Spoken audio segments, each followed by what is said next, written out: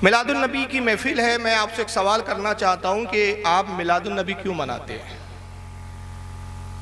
बोलिए भाई, क्यों मनाते हैं आप? इस वक्त दुनिया में 156 मुल्कों में जश्न ईद मिलादुन नबी मनाया जा रहा है। सुभान अल्लाह, सुभान अल्लाह। बहुत तहकीक के साथ हम बोल रहे हैं, ऐसा नहीं है कि बस मुंह में आया 156 बोल दिया। सबूत ये है कि खुद आज से तकरीबन 3-4 साल 5 साल के करीब होता आ रहा है कि हमने 3 डीवीडियाँ, उस वक्त डीवीडियों का दौर चलता था, अब आजकल तो इंटरनेट का दौर आ गया, डीवीडियाँ बंद हो गई। उस वक्त 3 डीवीडियाँ हमने सिर्फ इस ताल्लुक़ से निकाली थी, उसके अंदर हमने दुनिया के कहाँ किन किन ममालिक में, किन किन मुल्कों में जुलूस निकाले जाते हैं, नबी का मिलाद मनाया जाता है, उसको जमा किया था। तो कुल 156 कंट्री के जुलूस को हमने उसमें डाला था 3 डीवीडियो में।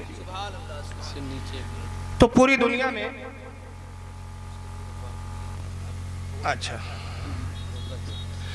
तो पूरी दुनिया में इस 156 मुल्कों में जुलूस निकाला जाता है, मिलादुन नबी की महफिल सजाई जाती है और ख़ास तौर से हिंदुस्तान में भी महफिलें सजती है।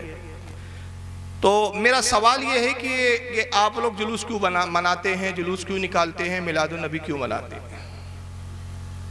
बहुत छोटा सा सवाल है भाई, बोलिए क्यों मनाते हैं भाई आप लोग? रसूलुल्लाह से मोहब्बत है, आप हुजूर के गुलाम हैं, इसलिए मनाते हैं ना, नबी की आमद हुई। मैं कहा मेरा अब एक सवाल है और ये सवाल मैं आपसे इसलिए कर रहा हूँ कि गैरों ने मुझसे बहुत किया है। यही सवाल पूछ पूछ के वो थक गए और हम जवाब देते देते थक गए, मगर समझ में ना उनके कुछ आया और हम उनको समझा नहीं पाए। तो चलो मैंने सोचा आज कम से कम इस मजमे पे ट्राई करते, ये समझ जाएं। वो तो समझ नहीं पा रहे बेचारे, ख़त्म अल्लाह अला कुलूबिहिम की मंजिल पर है वो लोग। तो भाई सवाल उन्होंने हमसे ये बार बार पूछा कि आप मिलादुन नबी मनाते हैं, क्यों मनाते हैं? साहबा ने मनाया क्या? क्या अल्लाह के रसूल सल्लल्लाहु अलैहि वसल्लम ने आपको हुक्म दिया? एक कोई हदीस ऐसी आप दिखा दो, एक कोई ऐसी हदीस जिसमें हुजूर ने कहा हो, ऐ लोगो मेरा मिलाद मनाओ, मेरी पैदाइश का दिन मनाओ। एक कोई ऐसी हदीस बता दो। तो हम बड़े परेशान हुए और तलाश किया तो हमको ऐसी एक हदीस नहीं मिली। मैं साफ कह दूं भाई, क्योंकि अगर ऐसी कोई एक हदीस मिल जाती कि हुजूर जिसमें खुद कहते कि मेरा मिलाद मनाओ, तो फिर यह मिलाद मनाना सुन्नत हो जाता। हम मुस्तहब कहते हैं, सुन्नत तो कहते नहीं, बल्कि सुन्नत नहीं मैं कहता हूं फर्ज हो जाता। बेशक क्योंकि अल्लाह अपने हबीब की शान बयान करते हुए फरमाता है कि मेरा हबीब ये है कि हराम को जो है वो खुद ये भी हराम फरमाता है और हलाल को, चीज़ों को तुम पर हलाल करता है। जी। तो हुजूर को चीज़ों को हलाल करने का भी इख्तियार और चीज़ों को हराम करने का भी इख्तियार। बेशक हक। तो हुजूर का हराम करदा भी वैसे ही हराम जैसे अल्लाह का हराम करदा हराम, हुजूर का हलाल करदा ऐसे ही हलाल जैसे अल्लाह का हलाल करदा हलाल। तो अगर हुजूर कह देते मेरा मिलाद मनाओ, तो मिलाद फिर मुस्तहब नहीं होता बल्कि फ़र्ज होता या सुन्नत होता है। बेशक हमारे किसी आलिम ने नहीं कहा यह फ़र्ज है, सुन्नत भी नहीं कहते हम, लेकिन फिर क्यों मनाते हैं? तो हमने कहा चलो नबी ने तो कहा नहीं, जरा साहबा की तरफ जाएं और देखें कि साहबा का मामला क्या था। सुभान अल्लाह, सुभान। भाई जाहिर सी बात है कि जिसकी पैदाइश होती है तो पूरा घर, एक पूरा माहौल खुश होता है उसकी पैदाइश के दिन। तो रसूलुल्लाह सल्लल्लाहु अलैहि वसल्लम जब तशरीफ लाए तो फिर क्या माहौल क्या था,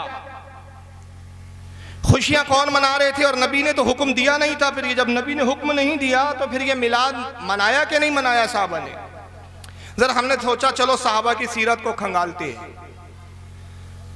तो साहबा की सीरत को जब हमने देखा तो हमने कुछ ऐसी चीज़ें नज़र आई कि हमने देखा कि रसूलुल्लाह इसका हुक्म नहीं देते थे मगर साहबा करते थे ये काम। मिसाल के तौर पे आप सही बुखारी देखें, सारी मोतबर किताबों के हवाले दे रहा हूँ मैं। सही बुखारी उठाएं आप, किताबुल वुज़ू है और ये हदीस और भी किताबों में आई है, मैं आगे बयान करता हूँ। किताबुल वुज़ू और बाब का नाम है, जो इमाम बुखारी बाब लाए हैं, बाब का नाम है अल बुज़ाकी वल मुखाती वन नहवी फी सौब, यानी अपने कपड़ों के ऊपर थूक और रीत को ले लेना। थूक तो समझता है आपको, थूक तो सब जानते हैं, अब रीत शायद बहुत सारे लोग नहीं समझेंगे। जो नाक में जो गलाजत होती है उसको क्या कहते हैं? रीत। हमारे महाराष्ट्र में उसको बोलते हैं सेमोड़। आपके यहाँ क्या बोलते हैं? अरे नाक तो इसको बोलते हैं, उसमें जो अंदर रहता है वो गलाजत गीली गीली, रेड बोलते हैं। रेड यानी लाल। अरे ये अजीब जुमला यार, रेड बोलते हैं आप क्या? चलो रेट, अच्छा रीट, रीट है उसका, रीट नाम है, ये रेड उसको थोड़ा सा बिगाड़ दिया आपने, तस्गीर कर दी मतलब उसको। अच्छा अच्छा, तस्गीरन बोलते हैं, चलिए ठीक है। तो जो भी आप बोलते हैं इसको रीत बोलते हैं। तो रीत जो है ये अच्छी चीज है कि गलत चीज है? ये बुरी चीज है। किसी के कपड़े पे गिर जाए तो बाजू वाला ये लिए और आपके कपड़े पे फेंक दे तो आप क्या करेंगे? बोलेंगे बहुत अच्छे, और डाल दो थोड़ा सा। कपड़े पे आपके कोई थूक दे तो आप क्या करेंगे? झगड़ा लड़ लेंगे ना। मगर इमाम बुखारी एक बाब कायम कर रहे हैं, इमाम बुखारी बरेली का कोई मौलाना नहीं कि शिकायत करो। इमाम बुखारी जो सबसे पहले बरेलवी है वो बाप कायम कर रहे किताबु सलात में, और उर्वा से रिवायत करते हैं। ये उर्वा जो बाद में मोमिन हुए उस वक्त कुफ्र की हालत में थे, और हजरत उर्वा और मिस्वर एक साहबी है और एक है मरवान, ये तीन लोग मिलकर रिवायत करते हैं। और इमाम बुखारी इन तीन लोगों से रिवायत लाते हैं कि हुजूर सल्लल्लाहु ताला अलैहि वसल्लम सुलह हुदैबिया के मौके पर जब तशरीफ फरमा थे, सुलह हुदैबिया वाक़ हुई, मुशरिकीन और रसूलुल्लाह के दरमियान में, मुसलमानों के दरमियान में कुछ बातों को लेकर मुआहिदा हुआ। तो उर्वा मुशरिकीन की तरफ से नुमाइंदा बन के आए, हालत कुफ्र में थे। उन्होंने जो कुछ रसूलुल्लाह और सहाबा का अमल देखा हुजूर के साथ, तो उन अमल में क्या देखा उर्वा बयान करते हैं। और हज़रत उर्वा के बयान है, कहते हैं कि वमा तनख़मन नबी सल्लल्लाहु अलैहि वसल्लम नुखामतन इल्ला वक़अत फी कफ़्फ़ि रजुलिन मिनहुम फदालक बिहा वजहु वल जिल्दहु। कहते खुदा की कसम मैंने मोहम्मद सल्लल्लाहु अलैहि वसल्लम के सहाबा को देखा कि हुजूर से इतनी मोहब्बत करते थे, इतनी मोहब्बत करते थे कि नबी करीम सल्लल्लाहु अलैहि वसल्लम ने जब भी थूका अपने लवाब को निकाला, और जब भी अपने नाक से उस चीज़ को खारिज किया, ये लोग अपने कपड़ों पे ले लेते थे, अपने हाथों पे ले लेते और अपने चेहरों पर उसको मल लिया करते थे। कौन लिख रहा है? इमाम बुखारी कहते वजहू व जिल्दहू, यानी क्या करते थे? अपने जिस्म पर और अपने चेहरे पर मलते थे उस चीज को। और वो चीज ऐसी होती है जो नाक से निकलती है। अब्बा जान की भी बेटे के कपड़े पे लग जाए ना, बेटे के जिस्म पे लग जाए ना, तो वो बाप से को कुछ ना कुछ बोल देता है, कहता अब्बा जान जरा देख के तो किया करो ये चीज। मगर सहाबा इकराम की इश्क व मोहब्बत का आलम देखो, नबी पाक अपने दस्ते मुबारक से निकाल रहे हैं, धोखे से फेंका नहीं है, हुजूर ने कसदन निकाला है। अब निकाल के जब आप जमीन की तरफ उसको डाल रहे हैं, सहाबा जमीन पर उस चीज को, नाक की उतरीत को आने नहीं देते, बल्कि सहाबा इकराम अपने हथेलियों पर लेते, अपने चेहरे पर मलते और अपने हथे जो जिस्म पे मलते हैं। मिलादुन नबी के बारे में सवाल करने वालों, तुम कहते हो कि नबी ने हुक्म दिया क्या? मैं बुखारी की हदीस पेश करके तुमसे सवाल करता हूं, अगर सच्चे हो तो एक ऐसी हदीस दिखा दो, क्या नबी ने कहा कि जब मैं थूकूं तो जिस्म पे मल लेना, जब मैं नाक से निकालूं तो जिस्म और चेहरे पे मल लेना? एक हदीस हो तो दिखाओ। नहीं है ऐसी कोई हदीस। नबी ने कभी नहीं कहा कि देखो मैं अपना लुआब निकालूं तो उसको अपने हाथ हथेलियों पर लो, मैं अपने नाक से रीत निकालूं तो उसको अपने जिस्म पे मल लो। हुजूर ने नहीं कहा। फिर इस हदीस को इमाम अहमद इब्न हंबल भी लाए हैं अपनी मुस्नद के अंदर। हदीस नंबर है 18,928। इमाम इब्न हिब्बान भी अपनी सही में इस हदीस को लाए हैं, हदीस नंबर 4,872। और भी मुहद्दिसीन ने लिखा। तो पता चला कि सहाबा इकराम हर अमल के लिए रसूलुल्लाह की इजाज़त का इंतज़ार नहीं करते थे, बल्कि मोहब्बत का तकाजा था कि मोहब्बत में जो कुछ वो कर गुजरते वही खुद दलील बन जाता था। और इससे एक बात पता चली कि इजहार मोहब्बत के लिए दलील की हाजत नहीं है जी। इजहार मोहब्बत के लिए दलील की हाजत नहीं। इंसान अपने बच्चे से मोहब्बत करता है, बच्चा कहता है अब्बा जान चॉकलेट चाहिए, तो ऐसा नहीं होता कि वो मौलाना के पास आके दलील पूछे कि भाई मैं अपने बच्चे से मोहब्बत करता हूँ, आज बच्चे ने चॉकलेट मांगा है, कैबरिट की चॉकलेट मांगा है, मौलाना साहब जरा किताब खोल के बताइए, दलील दीजिए कि बच्चे को चॉकलेट दे सकते हैं कि नहीं। बेगम साहिबा ने मोहब्बत के इजहार के लिए शोहर साहब को बुलाया और रात के 2 बजे बुलाया, इशारों में बोल रहा हूँ। तो मैंने आज तक किसी वहाबी मौलवी को भी नहीं देखा कि उसने किताब खोली और कहा बेगम रुकिए, रात के 2 बजे बीवी के पास जाना जायज़ है या नहीं, पहले देख लूँ दलील। इजहार मोहब्बत के लिए दलील की ज़रूरत नहीं पड़ती। आइए एक और सहाबी का हवाला सुनते चले। इस हदीस को भी इमाम बुखारी लाए अपनी किताब तारिखुल कबीर के अंदर। इमाम बुखारी लिख रहे हैं, देख लें कितने बड़े बरेलवी थे ये। इमाम बुखारी तारिखुल कबीर जिल्द नंबर 4 सफ़ा नंबर 177 हदीस नंबर 2403 पर लाए और इस हदीस को इमाम हाकिम भी लाए अपनी अल मुस्तदरक में जिल्द नंबर 3 सफ़ा 589 हदीस नंबर 6181। इमाम तबरानी भी इस हदीस को लाए। अभी हदीस में आगे बयान कर रहा हूँ, पहले हवाले सुन ले कितनी किताबों में है ये हदीस। इमाम तबरानी भी मौजमुल कबीर में लाए हैं, हदीस नंबर 6746। इमाम काजी एयाज अपनी किताब अशिफा में लाए हैं, जिल्दो सफ़ा 56 के ऊपर। एक सहाबी रसूल है हज़रत अबू महज़रा। हज़रत अबू महज़रा के बारे में सहाबा इकराम कहते हैं कि भी जलील क़द्र सहाबी है कि अबू महज़रा जब वुज़ू करते जी तो अपने इमामे को खोल के रख देते मसा करने के लिए, या गुस्ल करते और गुस्ल करके जब बाहर आते तो एक बालों की बीच में एक बहुत मोटी सी लड़ थी जिसको वो गूंद कर बांधा करते थे। वुज़ू के वक्त वो खुल जाती, नहाने के लिए उसको खोल देते तो वो जब खोलते तो वो बालों की लट इतनी लंबी थी कि जो घुटने तक आती थी। कहाँ तक आते थे वो बाल? घुटने तक, इतने लंबे बाल थे वो।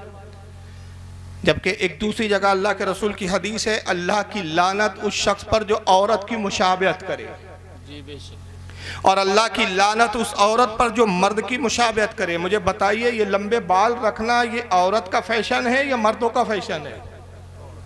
औरत का है ना, औरत का। लेकिन ये मर्द होकर औरतों की तरह लंबे बाल रखते थे। तो बाज़ ताबईन इकराम ने उनसे पूछा, अय अबू महज़ूरा, अय अबू महज़ूरा ये बताइए कि ये बाल आप कटाते क्यों नहीं है, ये इतने लंबे क्यों रखा है आपने? क्या आपको रसूलुल्लाह की वो हदीस नहीं मालूम कि आका ने कहा, सरकार ने फरमाया औरतों की तरह मुशाबहत न करो? तो हज़रत अबू महज़ूरा रज़ी अल्लाह तआला अन्हु फरमाते हैं, तुम्हें नहीं मालूम इस बाल की अज़मत क्या है? मामला ये है कि जब मैं छोटा था तो मेरी वालदा रसूलुल्लाह की खिदमत में मुझे ले गई और अर्ज़ किया अल्लाह के नबी मेरे बेटे के लिए दुआ फरमाइए। आका ने मोहब्बत और शफ़क़त में दुआ भी की और दुआ के साथ साथ शफ़क़त में मेरे सर के इस हिस्से पर अपने दस्ते मुबारक को, अपने हाथ को फेरा। जिस बालों पर नबी का हाथ लग गया मेरी माँ ने मुझे काटने न दिया। अब जब जवान बड़ा हुआ मैंने भी उन बालों को काटना गवारा ना किया, इसलिए कि मुझे हया आती है जिन बालों पर नबी का दस्ते मुबारक लग गया हो उसको काट कर मैं नालों और गडरों में बहा दूं। मुझे हया आती है इसलिए ये वो बाल है जिस पर नबी का दस्ते मुबारक लगा हुआ। सुभान अल्लाह, नारे तकबीर, नारे रिसालत, मसलके आला हजरत, जश्न ईद मिलादुन नबी जिंदाबाद। एक हदीस कोई दिखा सकता है इमाम बुखारी जैसे मुहद्दिस को नहीं दिख रही थी कि ये तो बिदअत है? इससे बड़ी बिदअत क्या होंगी कि जहां ममानियत मौजूद है ये ममानियत के खिलाफ शरा काम हो रहा है। नबी मर्दों को औरतों की तरह फैशन इख्तियार करने से मना कर रहे हैं और अबू महज़ूरा रज़ी अल्लाह तआला अन्हु बाल रखे हुए हैं औरतों की तरह। इमाम बुखारी जैसा, इमाम हाकिम जैसा, इमाम तबरानी जैसा, इमाम काजी अयाज जैसे जलील क़द्र मुहद्दिसीन इस हदीस को नकल कर रहे हैं। सहाबा इकराम इस पर एतराज़ नहीं कर रहे हैं। जबकि कोई माइका लाल में जिम्मेदारी से कहता हूँ एक हदीस मुझे ऐसी दिखा दे कि अल्लाह के नबी ने फरमाया देखो जिन बालों पर मेरा हाथ लग जाए उसको काटना मत, उसको फेंकना मत। कोई हदीस नहीं मिलती आपको, कोई नबी का हुक्म नहीं मिलता। मगर ये सहाबा इकराम, ये सहाबी की मोहब्बत है कि जिन बालों पर नबी ने अपना दस्ते मुबारक रख दिया वो बाल अब मुतबर्रिक हो गए। तो जिसको नबी छू दे वो चीज़ उनके लिए तबर्रुक बन जाती है। जो चीज़ खुद नबी के से वाबस्ता हो, जो खुद नबी के जिस्म का हिस्सा हो, वो इंसानों के लिए और मोमिनों के लिए कितना बड़ा तबर्रुक बनेगी। बेशक बेशक, वाह सुभान। खुद नबी पाक सल्लल्लाहु अलैहि वसल्लम का मुँह मुबारक का आलम क्या होगा। आज ये एतराज़ करते हैं कि रसूलुल्लाह के मुँह मुबारक की ज़ियारत क्यों करते हो तुम लोग। आइए एक और हदीस सुने। इसको इमाम इब्न हजर अस्कलानी रहमतुल्लाह अलैह, ये ऐसे एक मुहद्दिस है जिन पर सबका इत्तेफाक है। इनको उलमाए देवबंद भी मानते हैं, नाम नेहाद अहले हदीस गैर मुक़ल्लिदीन भी इनको मानते हैं। अल्हम्दुलिल्लाह हम बरेलवी भी इन पर इत्तेमाद करते हैं। इमाम इब्न हजर अस्कलानी अपनी मशहूर ज़माना किताब इसाबा फ़ी तमीज़ुस सहाबा सफ़ा नंबर 72 पर रिजाल नंबर 275 पर फरमाते हैं कि एक जलील क़द्र ताबई है हज़रत साबित बुनानी। ताबई है, शागिर्द है जलील क़द्र सहाबी हज़रत अनस इब्न मालिक के। और अनस इब्न मालिक वो सहाबी है जो रसूलुल्लाह की सोहबत में 10 साल रहे, 10 साल हुजूर की खिदमत में रहे। जब हज़रत अनस का इंतकाल हुआ, अपने शागिर्द साबित बुनानी को बुलाया। अब बुला के कहा, ऐ साबित बुनानी सुनो, मेरी एक वसीयत है, मेरा बस अब इंतकाल का वक्त करीब है। का उस्ताद मोहतरम बताएं क्या वसीयत है? फरमाया वसीयत यह है कि वो फुला जगह एक डिब्बी रखी हुई है, उसको ले आओ। एक छोटी सी चांदी की डिब्बी थी, वो ले आए उनके शागिर्द साबित बुनानी। खोला तो उसमें चंद बाल शरीफ थे, बाल। सुभान अल्लाह। कहा उस्ताद मोहतरम है अनस इब्न मालिक साहब, ये रसूल ये कैसे बाल है? कहा ये रसूलुल्लाह के मुँह मुबारक है, सरकार के दाढ़ी शरीफ के बाल है जो मैंने चुन लिए थे। और साबित बुनानी, मेरी वसीयत ये है कि जब मेरा इंतकाल हो जाए तो इन बालों को मेरी ज़बान के नीचे रख देना, इसलिए कि मैं गुमान करता हूँ कि जब तुम मुझे कब्र में रखकर अल्लाह के भरोसे छोड़कर चले जाओगे और कब्र में जब फरिश्ते आएंगे और कहेंगे कि मन रब्बो का, मैं जवाब देने के लिए अपने मुंह को खोलूंगा, उन्हें रसूलुल्लाह के मुंह मुबारक नजर आएंगे, तो मैं गुमान करता हूँ कि शायद वो फिर मुझसे दूसरा सवाल ही ना करे और नबी के बालों की बरकत से मुझे बख्श दिया जाए। सुभान अल्लाह, सुभान अल्लाह।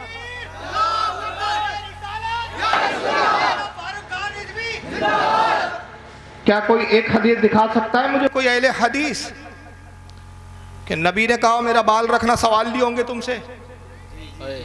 दिखाओ कोई एक ऐसी हदीस। तो कहो ना फिर सबसे बड़े बिदअती सहाबा इकराम थे। बोलो हिम्मत हो तो कहो कि सहाबा बेदलील मानते थे। फिर क्या वजह है कि मिलाद की दलील सुन्नियों से पूछते हो?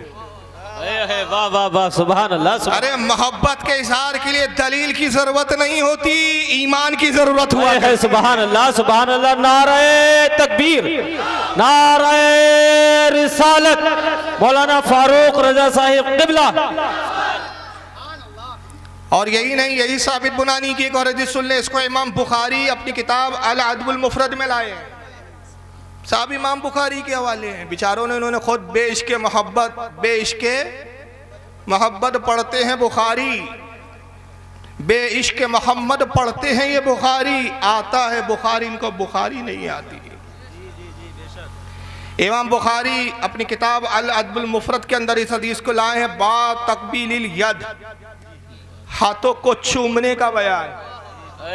बड़े एतराज करते हैं बरेलवी लोग अपने मौलानों के हाथ बहुत चूमते, चूमने चाटने वाली जमात, चुम्मा चाटी करने वाली जमात, कबर पुजवा, कबर को चुमा, कबर पुजवा। अबे तू तो सऊदिया पुजवा है, तू तो नजदी पुजवा है। हम तो अल्लाह के वलियों को चूमते हैं, उनकी तुरबत अतहर को चूमते हैं। हमारी सादत है, ये तेरी बदनसीबी है कि अपने आकाओं को चूमता है ताकि ज़कात खैरात सदकात कुछ मिल जाए तुझे। हम वलियों को चूमते हैं ताकि हमारी आखिरत कामयाब हो जाए, और तू अपने नजदी आकाओं को चूमता है ताकि तेरी दुनिया कामयाब हो जाए। तू दुनिया की फिक्र कर, हम आखिरत की फिक्र करते हैं। बेशक बेशक, हक में हम में बड़ा फर्क है। इमाम बुखारी बाब कायम कर रहे, बाब। और बाब क्या होता है मैं आपको बताऊं, मुहद्दिस का अपना अकीदा होता है। बेशक बेशक, बाब हदीस नहीं होती। मुहद्दिस का जो अकीदा होता है उसको बाब की शक्ल में नकल करता है, फिर अपने अकीदे की तायद में हदीस लाता है, तो बाब अकीदा है। तो इमाम बुखारी कह रहे हैं, ऐ सुन्नियों को कबर पुजवा कहने वालों, ऐ सुन्नियों को चूमा चाटी करने वालों, सबसे पहला कबर चूमने वाला और चूमने चाटने वाला मैं बुखारी हूं। और अगर यही बिदअत है तो मेरी बुखारी पढ़ना बंद कर दो।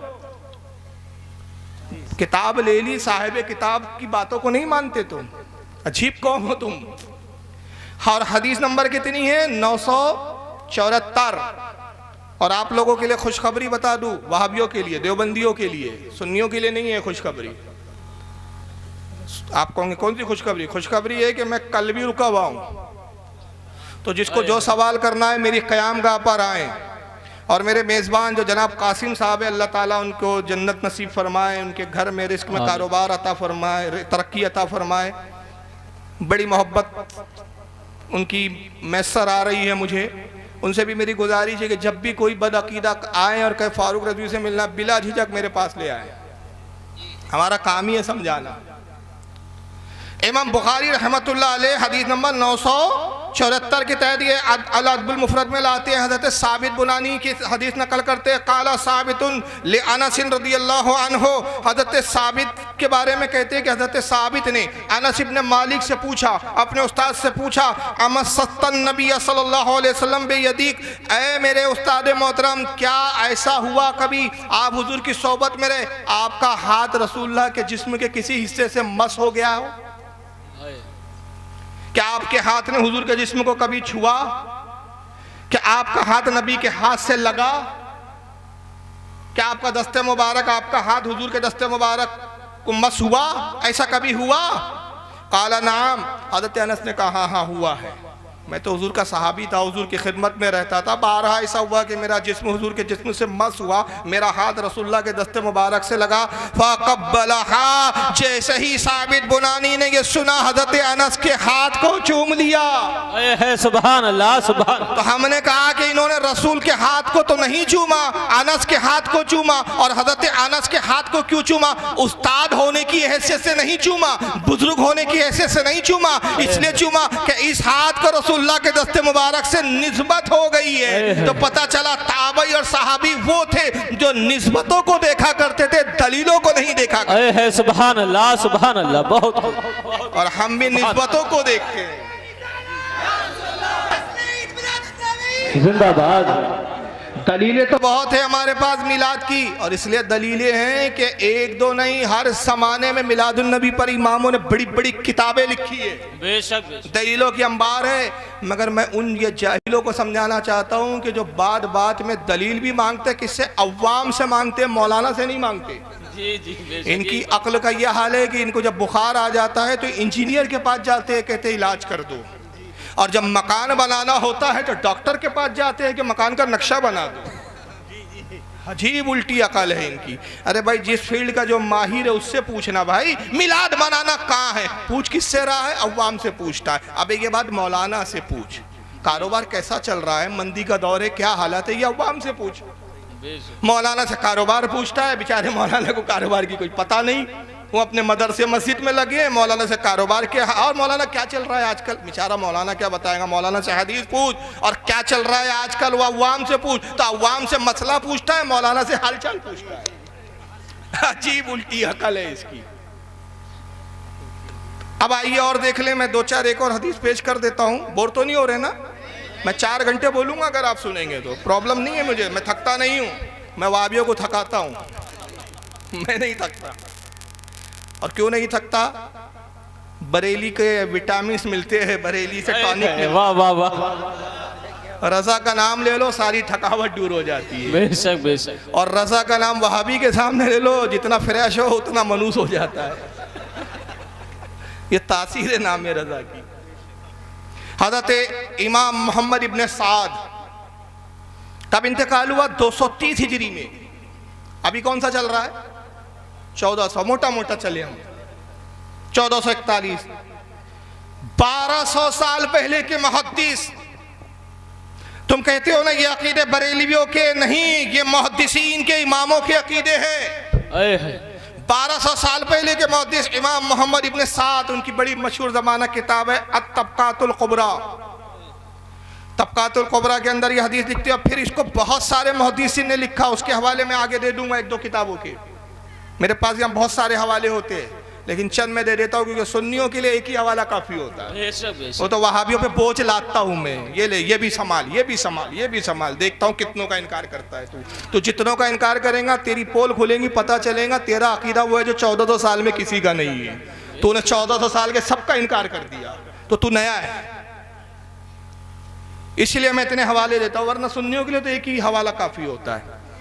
हज़रत इब्राहिम बिन अब्दुर्रहमान बिन अल-कारी, इनसे इमाम इब्न साद रिवायत करते हैं, और वो अपना खुद का एक देखा हुआ अमल, एक देखा हुआ वाक़या बयान करते हैं। और बारहा का ये वाक़या, ये ताबई जलील क़द्र हज़रत इब्राहिम बिन अब्दुर्रहमान बिन अल-कारी, वो क्या बयान करते हैं, कहते अन्नहु नज़रा इला इब्न उमरा वदआ यदहु अला मक़दिन नबी सल्लल्लाहु अलैहि वसल्लम मिनल मिंबर सुम्मा वदआ अला वजही। कहते हैं कि मैंने बारहा कई बार अब्दुल्ला इब्न उमर, सहाबी रसूल अब्दुल्ला इब्न उमर, फारूक आज़म खलीफा दुअम के सहाबजादे और रसूलुल्लाह के जलील व क़द्र सहाबी, कहते मैंने उनको अक्सर देखा कि जब वो आते मस्जिद नबवी के अंदर तो रसूलुल्लाह सल्लल्लाहु अलैहि वसल्लम की कब्र पर हाजिर होते। बड़ी तवील हदीस है। और फिर आखिरी हिस्सा बयान करते हैं कि हुजूर की ज़ियारत के बाद अन्नहु नज़रा, कि मैंने ये भी देखा, इला इब्न उमरा, कि मैंने हज़रत अब्दुल्ला इब्न उमर को देखा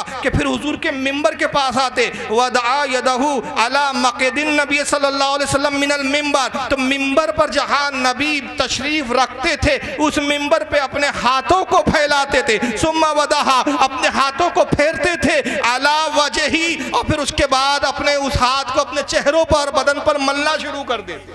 सुभान अल्लाह, सुभान अल्लाह। नारे तकबीर, नारे रिसालत, मसलके आला हजरत मौलाना फारूक रज़वी साहिब क़िबला। क्यों अपने चेहरे पर उस हाथों को मलते हैं, क्यों उस मिंबर पे हाथ फेर रहे हैं? कह दो ना ये मिंबर पुजवा है। कबर चूमा तो कबर पुजवा हो गया, इन्होंने मिंबर चूमा तो मिंबर पुजवा नहीं हुए। और क्यों चूम रहे हैं, वजह बताई खुद ताबई ने कि उनके चूमने की वजह कि वो जगह जिस पर नबी बैठे, कुछ देर बैठे, अब नबी की वहाँ जिस्म मुबारक तो मौजूद नहीं है, तो जहाँ नबी कुछ देर बैठ जाए सहाबी के नज़दीक वो जगह चूमने के लायक है। तो जहाँ नबी हमा वक्त मौजूद हो वो कब्र मुबारक कितने चूमने के लायक हो। सुभान अल्लाह, सुभान अल्लाह। क्या रसूलुल्लाह की एक हदीस दिखा सकता है कोई अहले हदीस? फिर वही बात घूम कर आई। अल्लाह के नबी ने कहा था मेरे मिंबर को चूमना, चाटना। देखो जहाँ मैं बैठ जाऊँ उस जगह को चूमना, बहुत बड़ा सवाब मिलेगा। एक हदीस दिखा दो, सिर्फ एक हदीस नहीं है। और जैसे कहा कि इसके हवाले और भी सुन लीजिए, इमाम इब्न हिब्बान ने इसको अपनी अस्सिक़ात किताब के अंदर लाया है। 354 हिजरी में इनका इंतकाल हुआ। ये सब कई सौ साल पहले के मुहद्दिसीन है। जिल्द नंबर 4 सफ़ा 11 अस्सिक़ात उनकी किताब। इमाम काजी अयाद लाए हैं इसको अशिफा अपनी किताब जिल्द नंबर 2 सफ़ा 97 पे इनका इंतकाल 544 हिजरी में हुआ। और आखिर में एक बात सुन ले, दो बातें बस पे फिर मैं असल मौजू पर आ जाऊँगा। इमाम मालिक रदी अल्लाह तआला अन्हु का अमल क्या था? इमाम मालिक रदी अल्लाह तआला अन्हु ये मसलक के भी इमाम हैं। और बता दूँ ये ऐसे पहले वाहिद मुहद्दिस है जिन्होंने हदीस की सबसे पहली किताब बाज़ाब्ता लिखी। मुअत्ता इमाम मालिक पहले मुहद्दिस है। या दूसरे लफ्ज़ों में कह दूँ कि हदीसों को किताबी शक्ल में लिखने का दस्तूर और रिवाज हज़रत इमाम मालिक ने सबसे पहले कायम किया। कितने बड़े मुहद्दिस होंगे। मदीने में नंगे पैर चलते थे, चप्पल और जूता नहीं पहनते थे, सवारी पे सवार नहीं होते थे। लोगों ने पूछा इमाम मालिक, लोग हंसते हैं आप पर कि इतना बड़ा वक्त का इमाम नंगे पैर चलता है। ज़रा सोचो आप, आपकी बस्ती में कोई मौलाना नंगे पैर घूमे तो आप बोलेंगे क्या हो गया यार, मौलाना को पागल हो गए, सटिया गए, पैर में जूता चप्पल ही नहीं है। फिर अगर आप मौलाना को कहें मौलाना साहब आइए मेरी गाड़ी पे बैठ जाइए, होंडा पे बैठ जाइए, मेरी बाइक पे बैठ जाइए, मौलाना कहे नहीं नहीं मैं आपकी बाइक पे नहीं बैठूंगा भाई, मैं पैदल ही चलूंगा। आप कहेंगे अजीब मौलाना है, गाड़ी पे भी नहीं बैठता, बोलोगे ना, पागल डिक्लेयर कर दोगे ना। लोगों का वही हाल हुआ। इमाम मालिक आप इतने बड़े वक्त के इमाम, ये क्या मामला है, नंगे पैर चलते हैं, जूता चप्पल कुछ नहीं पहनते, सवारी पे सवार नहीं होते। आपने फरमाया खामोश, तुम क्या जानो मदीने का एहतराम, ये वो सरजमीन है जहां मेरे आका के कदमे मुबारक लगे हैं। मुझे हया आती है कि उस जगह को मैं जूतों और चप्पलों से रोन डालूं। सुभान अल्लाह। ये मोहब्बत थी ना। क्या दलील है उनके पास, इमाम मालिक के पास? क्या इमाम मालिक ने कोई हदीस सुनाई कि लोगों अल्लाह के रसूल की हदीस है कि हुजूर ने कहा मदीने में नंगे पैर घूमना? अगर तुम्हारा पैर उस जगह पड़ गया कि जिस ज़मीन पर मेरा भी कदम लगा था तो तुम बहुत बड़े गुनाहगार, बहुत बड़े पापी हो जाओगे। एक हदीस थी कोई, इमाम मालिक के पास हदीस नहीं है, ये मोहब्बत है। पता चला इशारे मोहब्बत के लिए दलील की ज़रूरत नहीं, ईमान की ज़रूरत है। सुन्नियों के बाद चूंकि ईमान है इसलिए इज़हार मोहब्बत करते हैं, जिनके बाद ईमान ही नहीं वो इन्हीं में लगे रहते हैं, दलील कहाँ है। और फिर इमाम मालिक का अदब देखो साहब, इन्होंने तो बकौल वहाबियों के बिदत में इंतहा कर दी, इनसे बड़ा बिदती नहीं होगा फिर तो कोई, मगर मजबूरी में इनको भी इमाम मालिक कहना पड़ता है। अपनी कनीज को तैयार किया उन्होंने एक बात के लिए, और किस बात के लिए तैयार किया इसको इमाम काजी अयाद अशिफा में नकल करते हैं, जिल्दो सफ़ा 45। और शाह अब्दुल अजीज़ मुहद्दिस देहलवी, जिनको देवबंदी भी मानते हैं, जिनको सुन्नी भी मानते हैं, जिनको अहले हदीस भी मानते हैं, शाह अब्दुल अजीज़ मुहद्दिस देहलवी अपनी किताब बुस्तानुल मुहद्दिसीन सफ़ा 19 पर नकल करते हैं कि अपनी कनीज को तैयार किया, और तैयार ये किया कि जब कोई सवाल करने वाला आता इमाम मालिक के बारे में पूछता तो कनीज कहती ये बताओ मसला पूछने आए हो कि रसूलुल्लाह की हदीस सुनने आए हो। कहने वाला कहता है कि मसला पूछना है, कहती बैठो।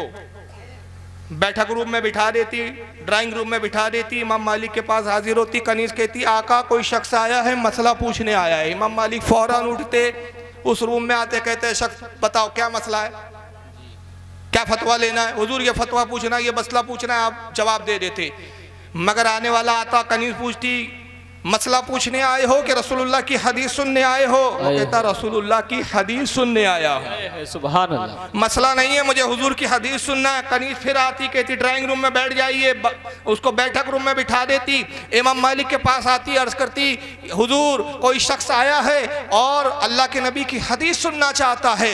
रावी कहते हैं कि हमने देखा इमाम मालिक उठते, गुस्ल खाने में जाते, अगरचे गुस्ल किया हुआ भी हो फिर दोबारा गुस्ल करते, कपड़े जो पहने थे अगरचे अभी ही क्यों पहने ना हो वो कपड़ों को बदल के भी दूसरे लिबास को, साफ सुथरे लिबास को ज़ेबतन करते, फिर इबा यानी झुब्बा पहनते, फिर सर पे इमामा बांधते। और जितनी देर में आप तैयार होते कनीज क्या करती, ऊद और लुबान को सिलगाती, उस बैठक रूम में ले आती, उस पे ऊद कोयलों को जलते हुए कोयलों पर ऊद डालती, लुबान डालती, पूरा कमरा खुशबू से महकता। इमाम मालिक इमामा पहनकर, झुब्बा पहनकर, गुस्ल करके, नए कपड़े ज़ेबतन करके मिंबर पर आते, कहते ऐ शख्स अब सुन मुझसे रसूलुल्लाह की हदीस। सुभान अल्लाह, सुभान अल्लाह। बहुत कौन सी हदीस में था ये?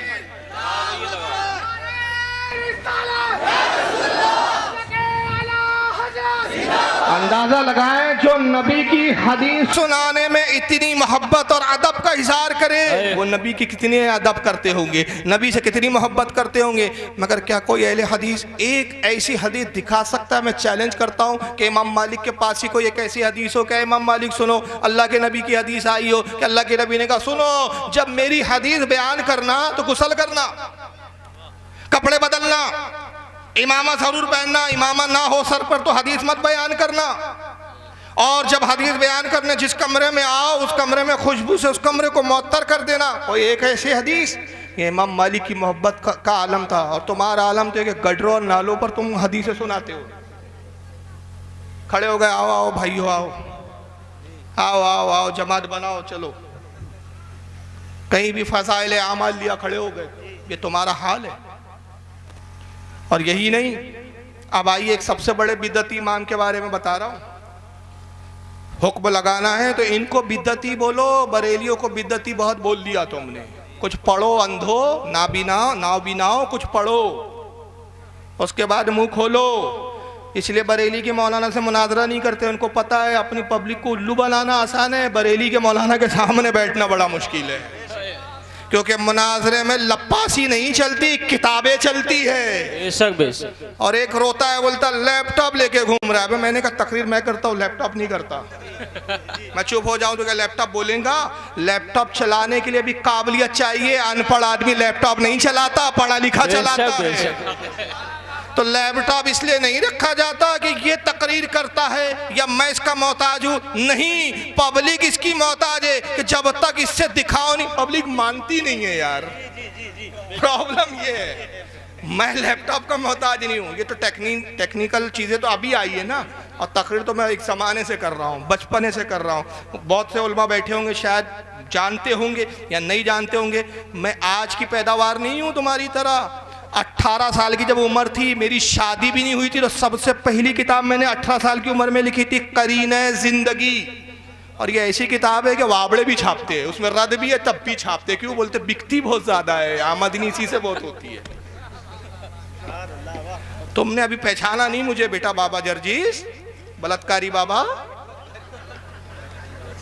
वो आप नहीं समझोगे मैं लैपटॉप को लेके उसका नाम क्यों ले रहा हूँ। एक तकरीर में उसने दलील का जवाब नहीं, लैपटॉप बाबा का मैं क्या जवाब दूँ, वो लैपटॉप लेके घूमता है। अरे जाहिल के बच्चे, मैं जबान से कहूँ ये एक दलील ठीक है, कुछ को यकीन होगा कुछ को नहीं होगा, और लैपटॉप से दिखा दूँ तो यकीन बढ़ा के कम हुआ। तो मैं तो बड़ी चीज़ कर रहा हूँ, तू उल्टा, यानी जो ऐब है उसको हुनर बना लिया और जो हुनर है उसको ऐब बना लिया तूने। तू झूठे किस्से सुनाता है, झूठे हवाले देता है, और तेरी औकात नहीं कि तू हमारे सामने बैठ के बात कर ले। अब आइए सबसे बड़े बिदअती इमाम, जिसको सबसे ज़्यादा ये मानते हैं, और लिखने वाले कौन है इस वाक़े को जो मैं बयान कर रहा हूँ? इमाम इब्न हजर अस्कलानी, जिन्होंने बुखारी की शरह लिखी। अब बुखारी की शरह का मुकदमा लिखा उन्होंने हदियतुस सारी के नाम से। जिल्द नंबर है इसकी 1, सफ़ा नंबर 490, फतहुल बारी शरहुल बुखारी के नाम से मशहूर है। फतहुल बारी शरहुल बुखारी, जिल्द नंबर 1, सफ़ा नंबर 490। वो कहते हैं कि इमाम बुखारी रहमतुल्लाह अलैह ने जब बुखारी लिखना शुरू किया, 2 लाख हदीसों को जमा किया। सुभान अल्लाह, 2 लाख हदीसों को कितने साल जमा किया? 19 साल तक। 19 साल लग गए बुखारी हदीसों को जमा करने में। 2 लाख हदीसों को जब कम जमा कर लिया, इकट्ठा कर लिया, तो फिर हदीसों को छांटना शुरू किया। जो उनके उसूल के मुताबिक सही थी उसको लिखते गए, जो उनके उसूल के मुताबिक सही नहीं लगती थी उनको उसको हटाते गए। 2 लाख हदीसों में से जब छाटा तो बची कितनी? बची 7,563। कितनी? 7,563 हदीसें बच गई। और अगर उसको तकरार के साथ जो हदीसें आई है सही बुखारी में उसको छाटे तो और कुछ कम हो जाती है उसमें। अब जब इतनी हदीसें उनके नज़दीक सही लगी, अब उन्होंने कहा इसको मैं किताब की शक्ल में लिख दूँ, सहीहुल बुखारी के नाम से इसको लिखूँ, जामे सही के नाम से लिखूँ। तो उन्होंने कलम उठा के लिखना नहीं शुरू किया। अब जब ये 7,563 हदीसों का इंतखाब कर दिया कि यही मुझे उम्मत तक पहुँचानी है, तो खाने काबा रहने वाले थे बुखारा के, खाने काबा आए। खाने काबा आने के बाद एक मकान किराए से लिया। जरा सुने बिदअतें कितनी हो रही है। किराए से मकान लिया इमाम बुखारी ने। मकान लेने के बाद जब हदीस लिखने का जिस दिन इरादा होता, मकान पे गुस्ल करते, नया लिबास पहनते, बैतुल्लाह खाने काबा में आते, कलम और दवात कागज लेकर 2 रकात नमाज पढ़ते शुक्राने की, सिर्फ एक हदीस लिखते और उड़ जाते। बस एक हदीस, दूसरी हदीस नहीं लिखते हो। एक हदीस लिखते उड़ जाते, फिर दूसरी हदीस लिखना का इरादा होता, फिर घर आते, फिर दोबारा गुस्ल करते। भाई वुजू टूटा नहीं है, गुस्ल खत्म हुआ नहीं है, कोई एहतलाम नहीं हो गया है, किसी से मुबाशरत नहीं की है, पाको साफ है, वुजू भी बरकरार है, मगर मोहब्बत और इसका आलम देखो। दूसरी हदीस लिखना है तो नया वो गुस्ल, नया कपड़ा, नया लिबास, फिर दोबारा नमाज, फिर आते रूम पर, फिर नहाते हैं, फिर लिबास बदलते हैं, फिर खाने काबा में आते, फिर 2 रकात नमाज पढ़ते, फिर एक हदीस लिखते। यानी 7,563 की हदीसों को लिखने के लिए 15,126 रकातें नमाज पढ़ी। सुभान अल्लाह, सुभान अल्लाह, सिर्फ बुखारी लिखने के लिए। और 7,563 मरतबा गुस्ल किया, 7,563 मरतबा लिबास बदला। जरा इमाम बुखारी से पूछा, इमाम बुखारी बताइए रसूलुल्लाह की एक हदीस भी तो आपने बुखारी में ऐसी नहीं लिखी कि अल्लाह के नबी ने कहा खबरदार खबरदार जब मेरी हदीस लिखना तो गुस्ल करना। आपने खुद एक ऐसी कोई हदीस नहीं बयान की। तो अगर ऐसी कोई हदीस होती तो हम मान लेते भाई इस हदीस पर आपका अमल हो रहा था, नबी की कोई हदीस नहीं, सहाबा का कोई अमल नहीं। एक हदीस आपने किसी सहाबी से भी नहीं रिवायत की, सहाबी तो छोड़ो किसी ताबई से भी रिवायत नहीं की। अरे ताबई तो छोड़ो, तब ताबई से भी आपने रिवायत नहीं की कि एक कोई ऐसी हदीस होती कि जिसमें आका बयान करते हो या सहाबी कह रहे हो या ताबई कह रहा हो या तबे ताबई का अमल हो कि ये कि जब तुम रसूल की हदीस लिखो तो खाने काबा में लिखो, जब लिखने बैठो तो पहले गुस्ल कर लो, गुस्ल के बाद 2 रकात नमाज शुक्राने की नफिल पढ़ो, और सिर्फ एक लिखना दूसरी मत लिखना। ये उसूल और ज़ाब्ता इमाम बुखारी ने लाया कहां से? हदीस तो है ही नहीं, और हो तो 2 काम करो वहाबियो, या तो हदीस दिखाओ या इमाम बुखारी पे बिदती का फतवा लगाओ। जी जी बेशक। दोनों में तुम्हें मौत आ जाएंगी, ना तुम हदीस दिखा सकोगे ना इमाम बुखारी को बिदती बोल सकोगे। तो पता चला कि तुम्हारा बिदती का फतवा अपना खुद साख्ता है, ये तुम्हारा अपना बनाए हुए उसूल के तहत है। और हमारा अकीदा ये है कि ये इमाम बुखारी की मोहब्बत थी रसूलुल्लाह से हदीस लिखने पर, ये रसूलुल्लाह की हदीसों को जमा करने पर मोहब्बत का इजहार था, और इजहार मोहब्बत के लिए उनके लिए दलील की ज़रूरत नहीं थी, ईमान और मोहब्बत की ज़रूरत। बेशक बेशक बेशक। अगर सिर्फ इस तरह के वाक़यात बयान करूँ ना तो पूरी रात छोटी पड़ जाए, पूरी रात छोटी पड़ जाए, कई दिन कम पड़ जाए। मगर मैं समझता हूँ कि ये चंद मिसालें, 7-8 मिसालें मैंने पेश की है, ये समझने वाले के लिए काफ़ी है कि इज़हार मोहब्बत के लिए दलील की हाजत। अब जो पूछे कि जुलूस क्यों निकालते हैं, तो जवाब दे दो कि हम इज़हार मोहब्बत में निकालते, हमें दलील की हाजत नहीं। अगर दलील चाहिए तो जा पहले इमाम बुखारी से पूछ के गुस्ल करना और एक हदीस लिखना ये किस हदीस में आया है। अगर तुझे जुलूस की हदीस चाहिए, इमाम मालिक से पूछ के मदीने में नंगे पैर घूमना किस हदीस में आया है। अगर तुझे जुलूस की दलील चाहिए तो जा इमाम मालिक से पूछ कि हदीस बयान करने से पहले इमामा और कमरे में खुशबू महकाना ये किस हदीस में आया है। अगर तुझे जुलूस की दलील चाहिए तो जा साबित बुनानी से पूछ कि अनस इब्न मालिक के हाथ चूमने की दलील कहाँ है। जा अब्दुल्लाह इब्न उमर से दलील पूछ, मिंबर को चूमने की दलील कहाँ है। जा उन सहाबा से पूछ कि नबी करीम सल्लल्लाहु अलैहि वसल्लम जब अपनी नाके मुबारक से रीत को खारिज कर दे, उसको चेहरे और बदन पे मलने की दलील कहाँ है। जा इनसे दलील पूछ। मगर सवाल तो ये कि दलील खुद इन वाबड़ों के पास भी नहीं है नहीं मनाने की। और शरीयत का उसूल ये है, याद रखिए कि उसूल शरा ये है कि ममानियत के लिए दलील चाहिए, जवाज के लिए दलील की हाजत नहीं।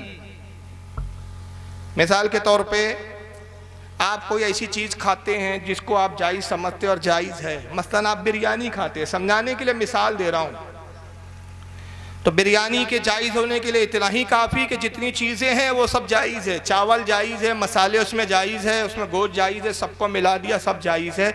आप इसके लिए ज़रूरी नहीं है कि हम कहे कोई जाहिल खड़ा हो जाए कि मुझे बताओ बिरयानी क्या रसूलुल्लाह ने खाई है क्या कभी, तो किसी का बाप नहीं दिखा सकता।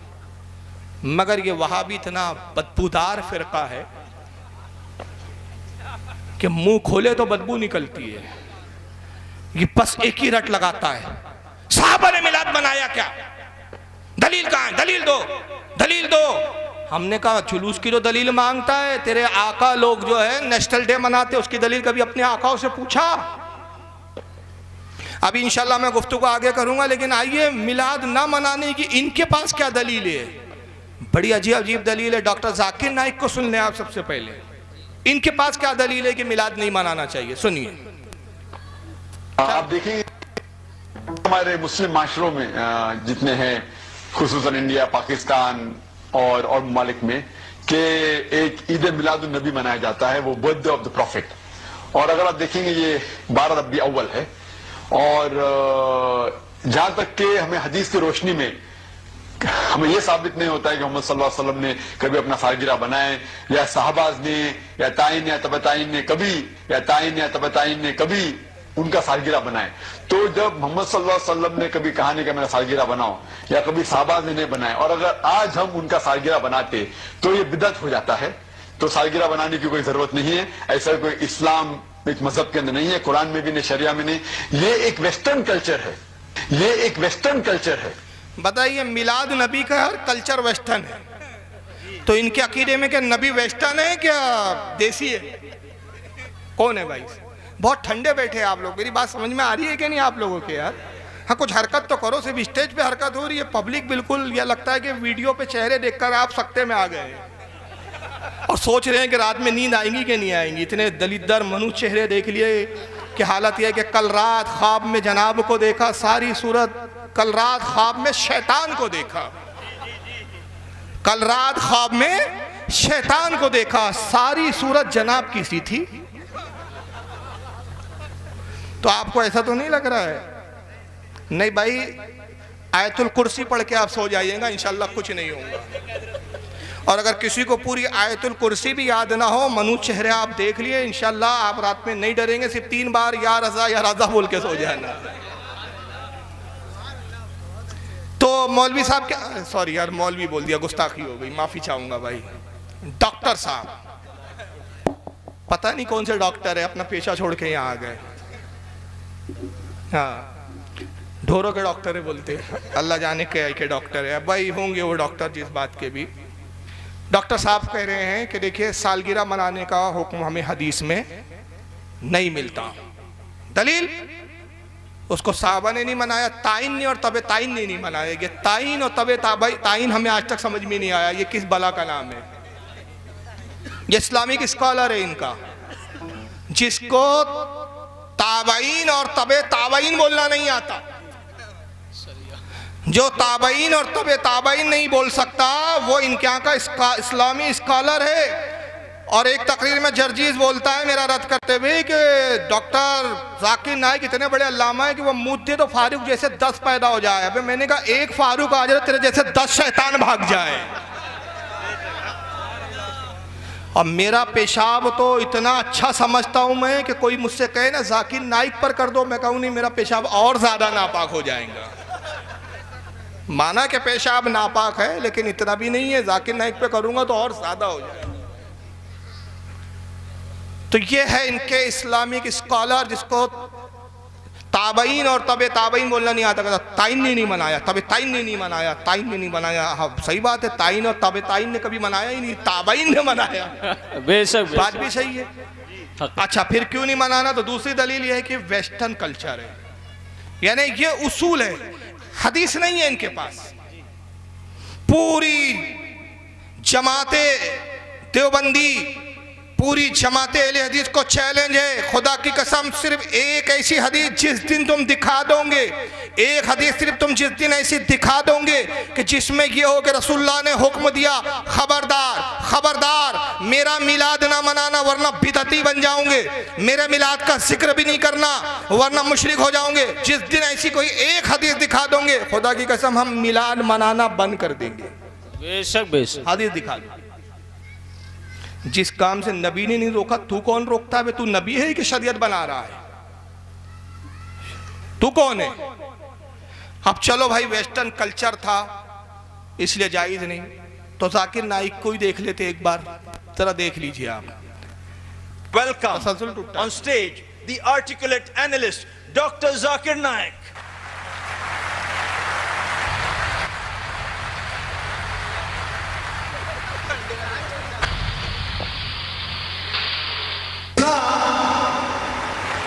That is peace acquired by submitting your will to Almighty God is the only solution for the whole of humanity. And worship the Creator. Alhamdulillah. Wassalatu wassalam. जैसा कि मैंने अर्ज किया, ख़वातीन व हज़रात, हमारी ये आज की आखिरी नशिस्त है।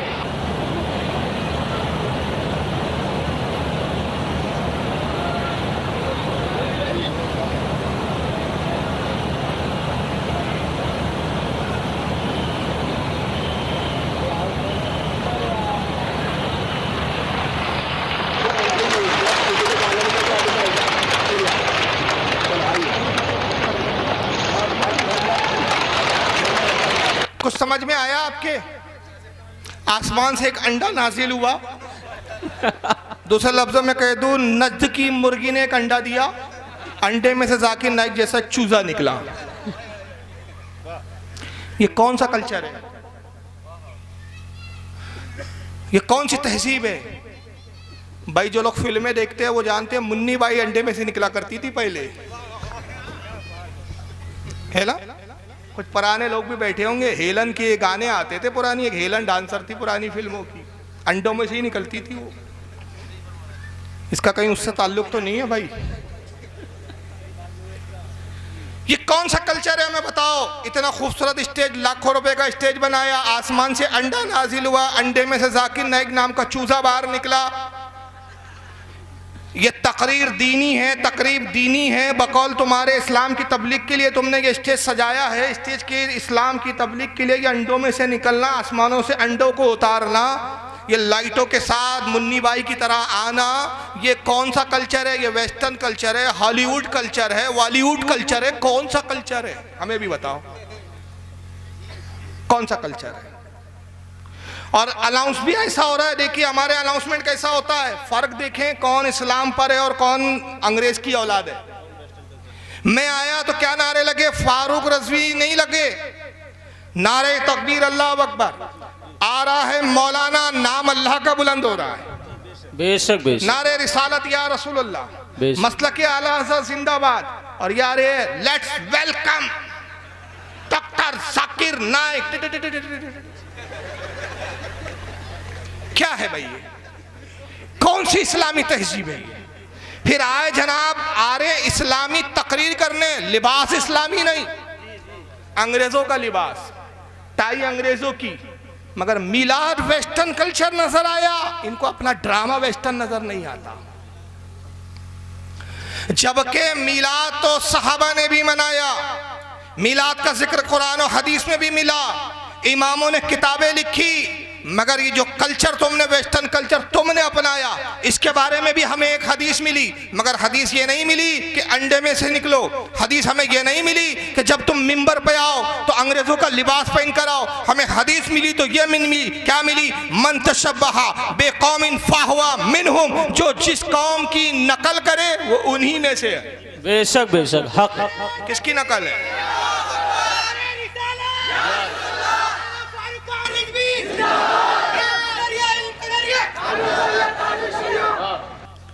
कौन सा कल्चर है भाई ये? हमें भी तो बताओ।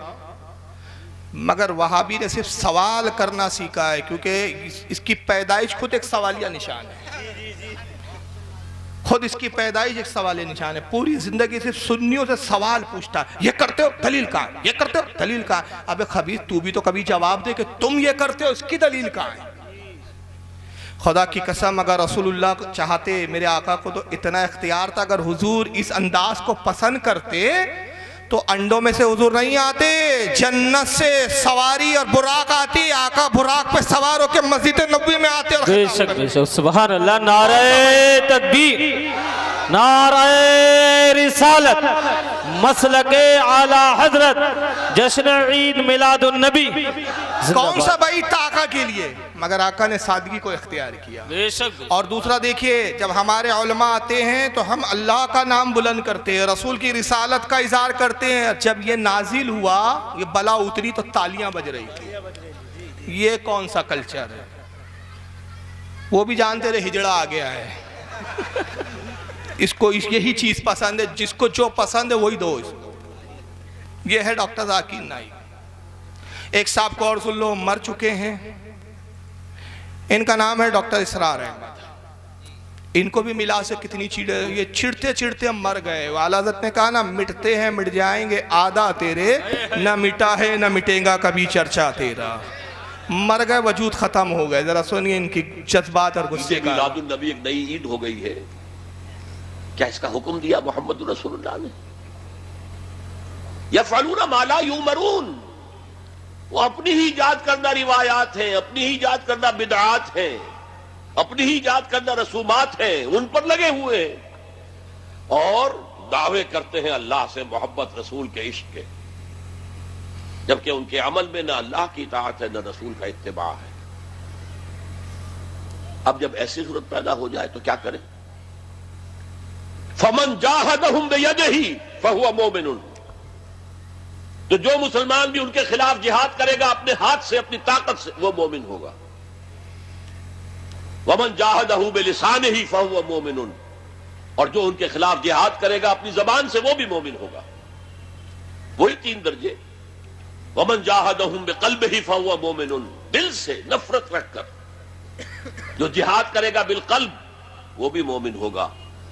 फमा वरा ज़ालिका मिनल ईमान हब्बतु खरदल, इसके बाद तो ईमान राई के दाने के बराबर भी नहीं है। कितनी नफरत है देखा आपने। नबी एक नई ईद, जुमले सुने, ईद मिलादुन नबी एक नई ईद हो गई है। ईद पुरानी है, तुम नए हो भाई। मिलादुन नबी क्या है, जरा लफ्ज सुने। मिलाद मौलूद से बना है। मौलूद यानी पैदा होना, पैदाइश, बच्चे का पैदा होना। मिलादुन नबी उसी से बना है। मिलादुन नबी यानी नबी की पैदाइश का दिन या नबी की पैदाइश का जिक्र। तो नबी आज पैदा हुए कि पहले हुए? अरे बोलो भाई, 14 साल पहले हो गए ना। तो मिलादुन नबी पहले हुई या नहीं होगी? ये नई ईद कहां से हो गई? फिर कहते क्या अल्लाह के रसूल ने इसका हुक्म दिया? एक एक जुमले पे जरा पोस्टमार्टम करते चलेंगे। क्या अल्लाह के रसूल ने हुक्म दिया? सवाल यह है कि ये उसूल किसने बनाया है कि जिस काम का रसूल ने हुक्म नहीं दिया वो नाजायज है? ये उसूल किसने बनाया, उसका नाम बताओ पहले। ये बहुत संजीदा सवाल है और ये ऐसा सवाल है कि अगर इसको सुन्नी याद कर ले ना, खुदा की कसम इनके बड़े से बड़े अल्लामा का पाजामा गीला कर सकता है। मैं बहुत जिम्मेदारी से कह रहा हूँ, मेरी तकरीर का एक जुमला बहुत इंपॉर्टेंस होता है, उसको सुनने आप। जब भी कोई तुमसे पूछे ये तुम करते हो, सहाबा ने किया क्या, रसूल ने हुक्म दिया क्या, उससे पूछो जो काम सहाबा ने और रसूल ने नहीं किया, जिस काम का रसूल ने हुक्म नहीं दिया वो काम नाजायज है। ये उसूल किसने बनाया, उस शख्स का नाम बताओ जी। कौन इमाम है, कौन सा आलिम है, कौन सा बुजुर्ग है, किसने ये उसूल बनाया, उसका नाम बताओ कि जो काम नबी ने नहीं किया, जिस काम का नबी ने हुक्म नहीं दिया।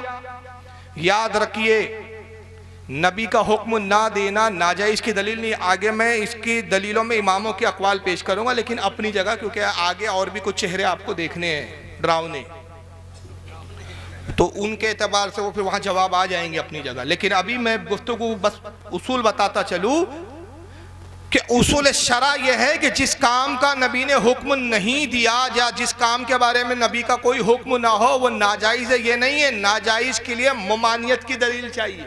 बेशक बेशक। वरना मैं कुछ मिसालें देता हूँ। नबी ने कुरान को किताबी शक्ल में जमा करने का हुक्म नहीं दिया, मगर ये जमा किसने किया? सबसे पहले अबू बकर सिद्दीक ने।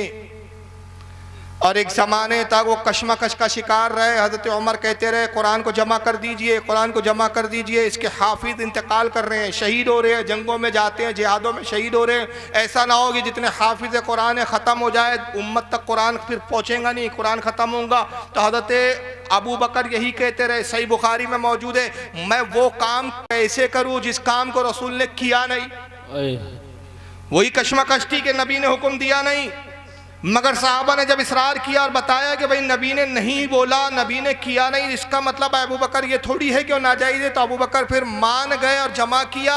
और अबू बकर सिद्दीक खुद कहते हैं, उनकी रिवायत खुद आती है सही बुखारी में, कहते हैं कि उमर बार बार इसरार करते रहे, यहाँ तक कि फिर अल्लाह ने मेरे दिल में ये खुद बात डाल दी कि कुरान को किताबी शक्ल में जमा कर दिया जाए। सुभान अल्लाह, सुभान। और जब कुरान किताबी शक्ल में जमा हुआ और लाया गया तो अबू बकर सिद्दीक ने क्या कहा था? फरमाया ये बड़ी अच्छी बिदअत है, हाज़ा नअमुल बिदा। ये बिदअत तो है लेकिन कैसी है? अच्छी है, नेमत वाली बिदअत है। पता चला बिदअत दो तरह की होती है, एक बुरी और एक अच्छी। हुजूर ने हुक्म नहीं दिया मगर अबू बकर ने किया। और आगे आए, अल्लाह के नबी सल्लल्लाहु अलैहि वसल्लम ने 2 या 3 रोज तरावी की नमाज पढ़ाई जमात से, फिर आपने तर्क कर दिया। एक हदीस कहीं नहीं मिलेंगी आपको, मैं चैलेंज करता हूँ, कोई एक हदीस माइकल आल दिखा दे कि हुजूर ने कहा लोगों मेरे बाद तुम तरावी की जमात कायम कर लेना। नहीं, बल्कि उसके बरक्स हुजूर क्या कहते हैं, जब साहबा ने कहा अल्लाह के नबी हमें जमात से तरावी की नमाज पढ़ाएं, आपने फरमाया 2 दिन मैंने पढ़ाई या 3 दिन पढ़ाई, मुझे अंदेशा है कि अगर मैं फिर पढ़ाऊँ तो कहीं तुम पर फर्ज ना हो जाए और तुम इसको फिर अदा करने में कोताही करोगे तो तुम बहुत बड़े गुनाह का इर्तिकाब करोगे, बड़े गुनाहगार हो जाओगे। किसने तरावी की जमात कायम की? बोलो भाई। हज़रत उमर फारूक ने, हुजूर के विसाल के तकरीबन 2.5 साल 3 साल के बाद। हज़रत उमर को ये उसूल नहीं मालूम था कि अल्लाह के नबी ने तो हुक्म नहीं दिया, मैं वो काम क्यों करूं। और फिर तरावी की जमात कायम ही नहीं की बल्कि उसको वाजिब करार दे दिया साहब। भाई वाजिब कैसे हो गई? आइए तीसरी दलील सुने। उस्मान गनी के ज़माने में एक अजान का इजाफा हुआ। खुतबे से पहले की अजान हुजूर के ज़माने में नहीं होती थी, या वो सॉरी खुतबे से वो पहली वाली अजान होती थी। कौन सी? जुमे के दिन सिर्फ खुतबे के पहले एक अजान होती थी। उससे पहली एक अजान है वो उस्मान गनी ने शुरू किया। क्या उस्मान गनी को नहीं मालूम था कि रसूलुल्लाह ने इसका हुक्म नहीं दिया? मगर उन्होंने देखा कि लोग फैल गए हैं, मदीना बढ़ चुका था उनके ज़माने का। बहुत से वो लोग हैं कि जिनको पहली अजान से इत्तला नहीं होती, तो एक और अजान बढ़ा दो ताकि जिनको इत्तला नहीं हुई, जो अपने कारोबार में मसरूफ़ है, दूसरी अजान सुनने के बाद कम से कम जुमा पढ़ने आ जाए। दूसरी अजान का इजाफा किया। अमीर माविया ने अपने ज़माने में मस्जिद नबवी में महराब तामीर किया। रसूल के ज़माने में महराब नहीं था। महराब की रस्म किसने निकाली मालूम है आपको? हज़रत अमीर माविया ने। और एक और बड़ी इश्क की बात बताऊं मैं आपको, यार बात आ गई महराब पर। उमर बिन अब्दुल अजीज पहले मुजद्दिद है, साबी नहीं है, ताबई भी नहीं है, तबे ताबई है। हजरत उमर बिन अब्दुल अजीज रदी अल्लाह ताला अन्हु ने अपने ज़माने में या हज्जाज के ज़माने में मस्जिद नबवी की तामीर की और खूबड़ी खूबसूरत बनाया। तो उन्होंने महराब को क्या किया? महराब को कुछ आगे बढ़ा दिया। मतलब मैं समझा पा रहा हूं कि नहीं समझ? आप समझ रहे हैं ना बात? क्या किया? महराब पीछे थी तो उसको क्या कर दिया? आगे बढ़ा दिया। क्यों आगे बढ़ाया? पूछा गया है कि अब्दुल अजीज आपने वो काम क्यों किया जो साहबा ने नहीं किया? हुजूर के ज़माने में जो मुसल्ला था वो पीछे चला गया और आपके ज़माने में मुसल्ला आगे आ गया। उन्होंने कहा तुम नहीं समझोगे, ये मोहब्बत की बात है। वो सहाबा थे जो नबी के मुसल्ले पे खड़े होते थे। आज वैसे लोग नहीं सहाबा की तरह कि नबी की जगह खड़े हो। मैंने मुसल्ला इसलिए आगे कर दिया कि जहां नबी के कदम थे अब हमारे इमाम के वहां सर हो। कहाँ है अब सर? इमाम का, जहां नबी के कदम। बताइए, नमाज हो रही है अल्लाह की, मगर सर कहाँ जा रहा है? अकीदत क्या बोल रही है? नबी की बारगाह में झुक रहा हूँ अदब में, दिल मोहब्बत रसूल में झुक रहा है, सर खुदा की बारगाह में सजदे में झुक रहा है। तो अमीर माविया ने महराब की तामीर की। सहाबा के बहुत बाद में हदीसों की किताबें लिखी गई। सहाबा को नहीं समझ में आया कि नबी ने हदीसों को लिखने का तो कोई हुक्म दिया नहीं, हम ही किताबें लिख लें। बाद के इमामों को क्यों समझ में आया? फिर हदीसों की मुख्तलिफ किस्में की गई, किताबों की किस्में हुई, जामे, सुनान, मुस्नद, मुआजम, दुनिया भर की किस्में बनाई गई। फिर हदीसों को परखने के लिए जरा और तादील का फ़न इजाद किया गया। फिर अस्मा और रिजाल पर किताबें लिखी गई, जरा और तादील पर किताबें लिखी गई। फिर हदीस को परखने के लिए अस्मा और रिजाल, जरा और तादील के फ़न के ज़रिए हदीसों को सही और नादुरुस्त और गलत करार दिया गया। मुझे बताइए, क्या सहाबा के ज़माने में ये सब हुआ? फिर फतावे देने शुरू हुए।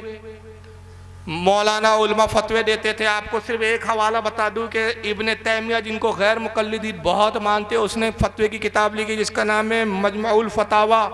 35 जिल्दों में ये फतावे लिखे। इन वाबियों से पूछो कि इब्ने तैमिया के उन 35 जिल्दों को उठाओ और जलाकर राख कर दो, आग लगा दो, इसलिए कि तुम्हारा तो कहना है कि हमें सिर्फ कुरान और हदीस काफ़ी है, हम किसी इमाम और आलिम को नहीं मानते। तो अपने बाप इब्ने तैमिया की 35 जिल्दों की फतावे क्यों छापते हो जी? इसकी ज़रूरत क्या है? क्या साहबा ने कोई फतावे की किताब छापी? कभी नहीं मिलेगा। वजह क्या है? उसूल शरा ये है कि जिस चीज़ से शरीयत मना ना करे वो काम क्या है? जायज़ है। अब ये हम नहीं कहते। आइए ज़रा हदीसी सुन लीजिए आप इस ताल्लुक से। दुरूद शरीफ पढ़ें आप। अल्लाहुम्मा सल्ली अला, दिखाइए भाई स्क्रीन पे, सल्लल्लाहु ताला अलैहि वसल्लम। अल्लाहुम्मा सल्ली अला सय्यिदना मौलाना मुहम्मदिन अदद मा फी इल्मिल्लाहि सलातम दाइमतम बिदवाम मुल्किल्लाहि सल्लल्लाहु ताला। देख रहे हैं किताब कौन सी है? सुनान इब्ने माजा। सुनान इब्ने माजा बाबुल अतीमा, यानी खाने का बयान। इमाम इब्ने माजा हदीस नंबर 3366 के तहत ये हदीस लाए हैं। इमाम इब्ने माजा कहते हैं, अन सलमान अल फारसी काला सोइला रसूलुल्लाह सल्लल्लाहु अलैहि वसल्लम अनिस समनी वल जुब्न वल फिरा। हज़रत सलमान फारसी रज़ी अल्लाह ताला अन्हु रिवायत करते हैं कि अल्लाह के रसूल से लोगों ने सवाल किया, पूछा, अल्लाह के नबी, घी के बारे में क्या हुक्म है, हमें घी का हुक्म बयान फरमाए। पनीर के बारे में क्या हुक्म है, बयान फरमाए। और वल फिरा, फिरा के दो तर्जुमे किए हैं लोगों ने। एक ये है कि जंगली गधा होता है ना, उसके बारे में। और बाद ने इसका ये मफहूम दिया है कि फिरा से मुराद हुआ है चमड़े का लिबास। चमड़े का लिबास पहनने का क्या हुक्म है। अब बहरहाल या तो चमड़े का लिबास है या वह जंगली गधा है। तो तीन चीज़ों के बारे में नबी से पूछा जा रहा है, अल्लाह के नबी इनके खाने के बारे में, इनके इस्तेमाल के बारे में क्या हुक्म है। क्या हम घी खा सकते हैं, क्या हम पनीर खा सकते हैं, क्या जंगली गधे का गोश्त खा सकते हैं, या हम उस जानवर का लिबास का जो है चमड़े का लिबास पहन सकते हैं जिन जानवरों को आमतौर पर खाया नहीं जाता, जो हलाल नहीं है सिवाय सूअर के। अल्लाह के नबी ने क्या जवाब देना चाहिए था, बोलो सीधा सा एक जवाब, भाई घी हलाल है, पनीर हलाल है, जंगली गधा हराम है। हराम बता देते, हलाल बताते नहीं।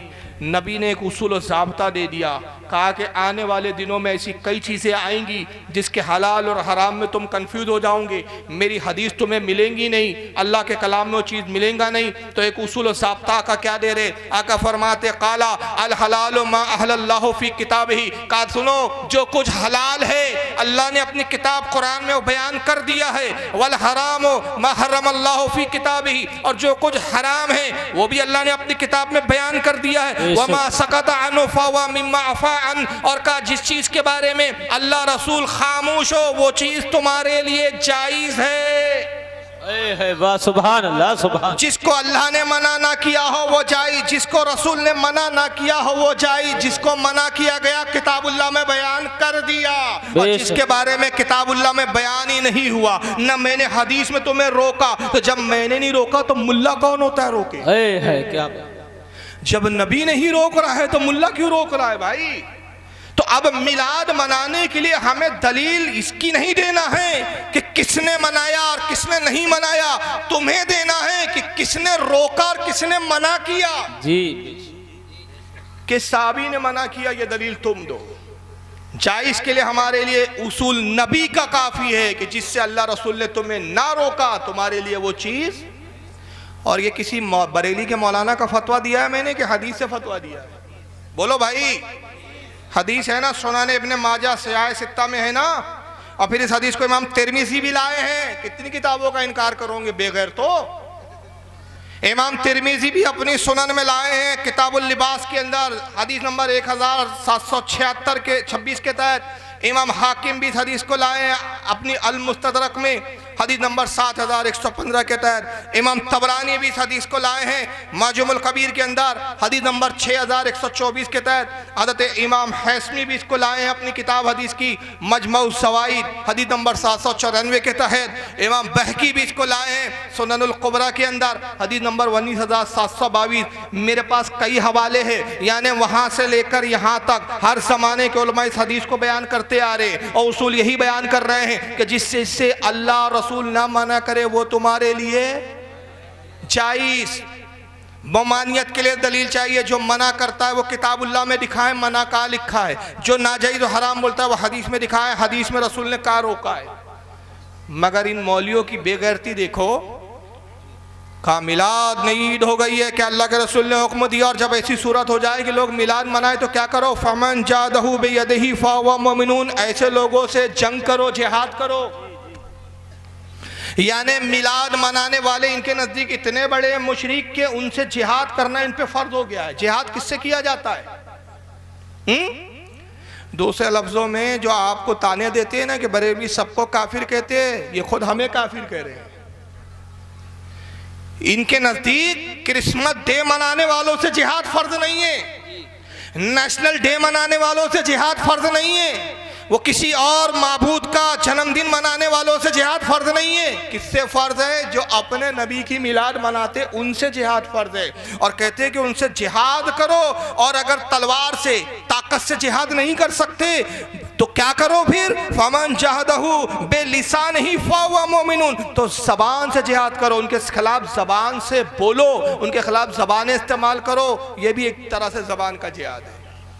और अगर ज़बान हिलाने में भी डर महसूस हो, बरेलियों की तादाद ज़्यादा हो और डरों के तोड़ ताड़ कर देंगे ये लोग, तो फिर क्या करो, मौलवी साहब कहते हैं फमन जादहू बेक़ल्बिही फ़हुवा मुमिनून, अपने दिल से जिहाद करो और अपने दिल में इनसे नफरत रखो। क्या नबी की पैदाइश मनाने पर इतने बड़े मुजरिम हो गए कि तुमसे नफरत की जरूरत पड़ गई इनको? क्या कसूर है आपका, बताओ। नबी पैदा हुए, ये भाई हम जिक्र कर रहे हैं कि आज की तारीख 12 रबीउल अव्वल को हुजूर क्या किए, तशरीफ, कौन सा इसमें गुनाह हो गया? भाई नबी आए, खुशी मनाओ। आज खुश हैं हम कि आज ही की तारीख को हमें हमारा नबी मैसर आया, हमें हमारा नबी मिला। नबी ना मिलते हमारी ज़िंदगी कुफ्र के आलम में गुजरती, नबी ना होते हमारी ज़िंदगी दोज़खों वाली ज़िंदगी हो जाती। नबी मिले तो सारी नेमतें हैं, नबी मिले तो सारी बरकतें हैं। हम इस बात को लेकर उस तारीख, जैसी वो तारीख आई जिस तारीख को सारी नेमतें आई, सारी बरकतें आई, अल्लाह का इनाम हमें दिया गया, हम खुश हो गए। आपके पेट में क्यों तकलीफ हुई? क्या प्रॉब्लम है इसमें? कौन सा गुनाह का काम किया? कैसे शिरक हो गया? कैसे हम मुशरिक बन गए? कैसे हम पर आपका जिहाद फर्ज हो गया? अरे मिलाद मनाकर तो हमने तौहीद को बुलंद किया, मिलाद मनाकर हमने तौहीद का तहफ्फुज किया, मिलाद मनाकर हमने शिर्क के रास्तों को रोक दिया। और कैसे शिर्क के रास्तों को हमने बंद किया, कैसे हमने तौहीद को बुलंद किया? इसलिए कि हमारे बुजुर्गों ने, हमारे उलमा ने देखा कि पिछली कौमों में ऐसा भी हुआ। हज़रत उज़ैर अलैहिस्सलाम 100 साल तक सोते रहे, 100 साल के बाद अल्लाह ने उनको जब बेदार किया, उम्र रुकी हुई थी, जहाँ थी वहीं ठहरी हुई थी, जवान के जवान थे, बेटा बूढ़ा हो गया, बाप जवान है। देखा कि भाई ये तो बहुत बड़ा कमाल हो गया, उम्रें बढ़ती है इंसानों पर, ये इंसान मालूम नहीं होते। उज़ैर अलैहिस्सलाम को कौम ने खुदा कह दिया, कहा उज़ैर अल्लाह का बंदा नहीं है, उज़ैर इंसान नहीं है, ये खुद खुदा है। जनाब ईसा अलैहिस्सलाम को लोगों ने देखा मोजिज़ा दिखाते हुए, मुर्दों को चिल्लाते हुए देखा, कोड़ियों को अच्छा करते हुए देखा, बीमारों को शिफा देते हुए, नाबीनाओं को आंखें देते हुए देखा। कहा इब्नुल्लाह है, अल्लाह के बेटे है। तो हमारे बुजुर्गों ने देखा कि ये तो चंद मोजिज़े थे अंबिया के, चंद मोजिज़ों को देख कर कौमों ने इन्हें खुदा का बेटा कह दिया। नबी के मोजेज़े तो बेशुमार है, नबी के मोजेज़ों की इंतहा नहीं। सूरज पलटाना नबी का मोजेज़ा है, चांद के टुकड़े करना नबी का मोजेज़ा है, मुर्दों को जिलाना नबी का मोजेज़ा है, कंकरों से कलमा पढ़ाना नबी का मोजेज़ा है।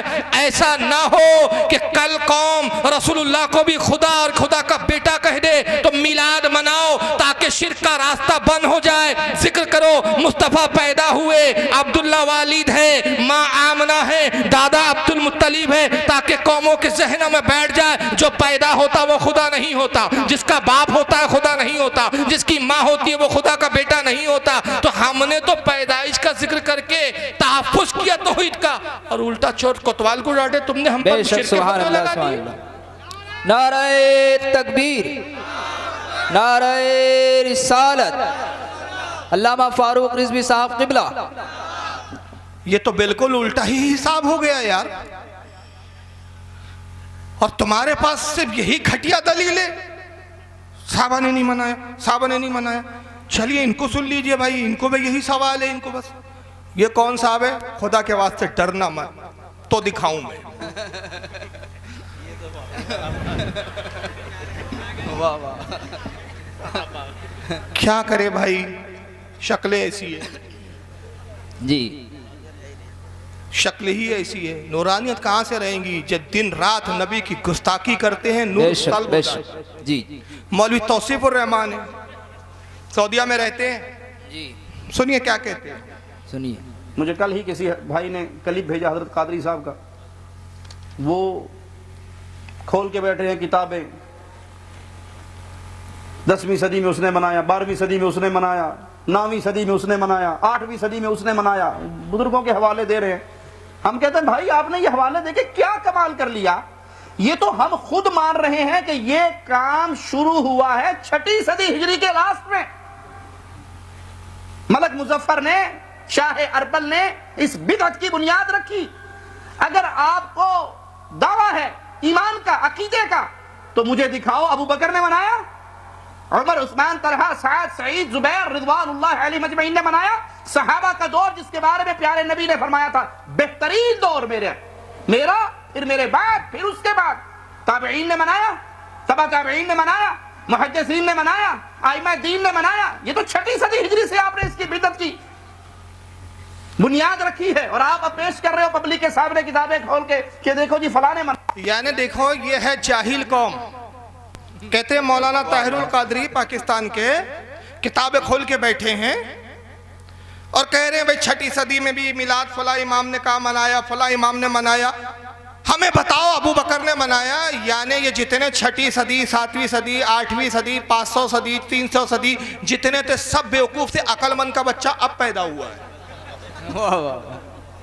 अकल देखो, वो इमाम थे उनको हदीसें नहीं मिली, इस फटीचर को सारी हदीसें मिल गई। उनको इतना सा उसूल नहीं समझ में आया, अबू बकर ने नहीं मनाया, हम क्यों किताबें लिख डाले इस पर। अरे जाहिल के बच्चे, सहाबा ने अगरचे नहीं मनाया, उन्हें ये हदीस का उसूल मालूम था कि सहाबा ने मुरवजा तरीके से नहीं मनाया, मगर नबी की मिलाद सब ने मनाई। अगर मिलाद सहाबा ने ना मनाई होती तो मैं आपसे पूछता हूं, अभी 2 मिनट में साबित हो जाएगा कि सहाबा ने मिलाद मनाई थी कि नहीं मनाई थी। इनकी अकलों में क्या है मालूम है, गोबर भरा हुआ है और ऊपर ये दुपट्टे रखे ही ऐसे हैं कि अकल में कुछ घुसता नहीं है। और दुपट्टे में एक बात बता दूं, ये दुपट्टे भी इसलिए ओढ़ते हैं, कहते देखो भाई हम जो बोलते हैं 10 भाई के दड़बे में बस सुन लो, हमें मुनाजरे का चैलेंज मत किया करो तुम लोग।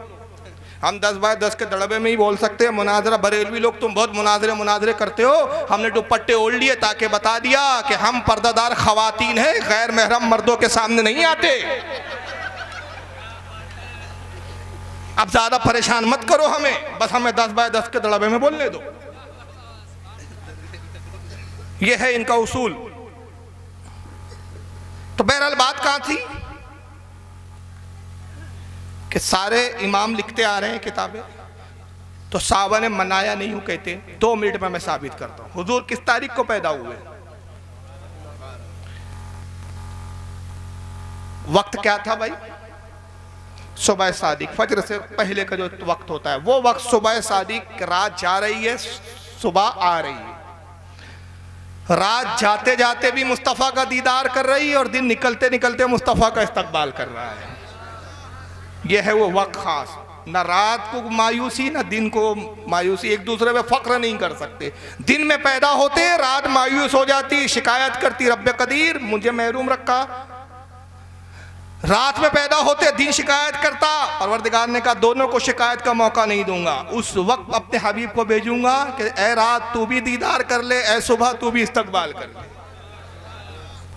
सुबह सादिक को पैदा हुए, 12 तारीख थी, महीना कौन सा था, रबीउल अव्वल शरीफ का। अच्छा, जब हुजूर पैदा हुए तो कुछ हालात क्या थे भाई। जिब्रील ने 4 झंडे गाड़े, सुना है ना आपने। मेरे पास हदीसें हैं, अगर एक एक हदीस मतन से सुनाऊंगा बहुत वक्त ज्यादा हो जाएगा, क्योंकि कुछ और चेहरे दिखाना है ना। 4 झंडे गाड़े, बाद में 3 झंडे की रिवायत आई है। एक खाने काबा की छत पे, एक जो है मशरिक में, एक मगरिब में, एक सिदरतुल मुंतहा पे। 4 वाली रिवायत में एक सिदरतुल मुंतहा पे, 3 में सिदरतुल मुंतहा का जिक्र नहीं, मगर 4 वाली रिवायत ले कि सिदरतुल मुंतहा पे एक झंडा, खाने काबा पे एक झंडा, एक मशरिक में एक मगरिब में। ए जिब्रील झंडे क्यों गाड़ रहे हैं आप, झंडे क्यों लगा रहे हैं। जिब्रील ने कहा ए मुस्तफ़ा के गुलाम, समझा नहीं क्या तू तो जमीन पे सैर नहीं करता, जमीन पे घूमता नहीं, तो अपने मुल्क हिंदुस्तान में रहता है ना, जहां जा रहा है एक झंडा नजर आता है। कौन सा झंडा है, 3 रंग का, ऊपर संतरी कलर ऑरेंज, बीच में व्हाइट, नीचे ग्रीन। झंडा देखा, अरे ये झंडा किसका है भाई, ये इंडिया की हुकूमत है, इंडिया का झंडा है। जैसे ही हम सरहद से थोड़ा आगे निकले, बाहर गए, देखा एक हरा झंडा, चांद बना है, तारा बना है। अरे भाई झंडा क्यों बदल गया, कहा हुकूमत बदल गई। पहले जो 3 झंडे देखे थे वहाँ हुकूमत किसी और की थी, ये जगह बदल गई, हुकूमत बदल गई, ये पाकिस्तान आ गया। अच्छा पाकिस्तान है। फिर हम आगे बढ़े तो फिर 3 पट्टे वाला आड़ा वाला हमको झंडा दिखा, एक नीला कलर है, एक संतरी, एक वाइट है। अरे भाई ये फिर झंडा बदल गया, क्रॉस में था, पहले ऐसा था, ऐसा क्यों हो गया। कहा भाई ये ईरान का झंडा है, हुकूमत बदल गई। फिर आगे बढ़े तो हमें कुछ तारों वाला झंडा नीले रंग का दिखा, भाई ये क्या है, कहा ये अमेरिका आ गया, हुकूमत बदल गई। जैसे जैसे जमीन पर हम बढ़ते गए, झंडे बदलते गए, झंडे बदले तो कहा गया हुकूमतें बदल गई। तो झंडे बदलते हैं तो हुकूमतें बदल जाती है। झंडों से हुकूमतों का पता चलता है, झंडों से हुकूमत को उसका सिंबल होता है, झंडों से हुकूमत मालूम होती है। ऐ जिब्रील झंडे क्यों गाड़े, जिब्रील कहेंगे मशरिक में इसलिए गाड़ा, मगरिब में इसलिए गाड़ा ताकि मालूम हो जाए वो साथ आ रही है, मशरिक से मगरिब तक जिसकी हुकूमत, खाने काबा पे झंडा इसलिए गाड़ा कि खाने काबा इसका मरकज, तहतुस्सरा में झंडा इसलिए गाड़ा कि ये वो साथ है कि जिसकी हुकूमत जमीन से लेकर अर्श आजम तक इसी की हुकूमत है। वही लामका के मकी हुए, सरे अर्श तख्त नशी हुए। ये नबी है जिनके ये है मका, वो खुदा है जिसका मका नहीं। अल्लाहु अकबर। मरहबा मरहबा मरहबा मरहबा। फर्श वाले तेरी शौकत का उलू क्या जाने, खुसरवा अर्श पे उड़ता है फरेरा तेरा। झंडे गाड़े गए, खाने काबा हुजूर को सजदे में झुका। मालूम है ये नहीं, सुना है ये नहीं? फरिश्ते आसमान से नाजिल हुए, मुबारकबाद दिया। बीबी आमना कहती है मेरा घर रोशन हो गया।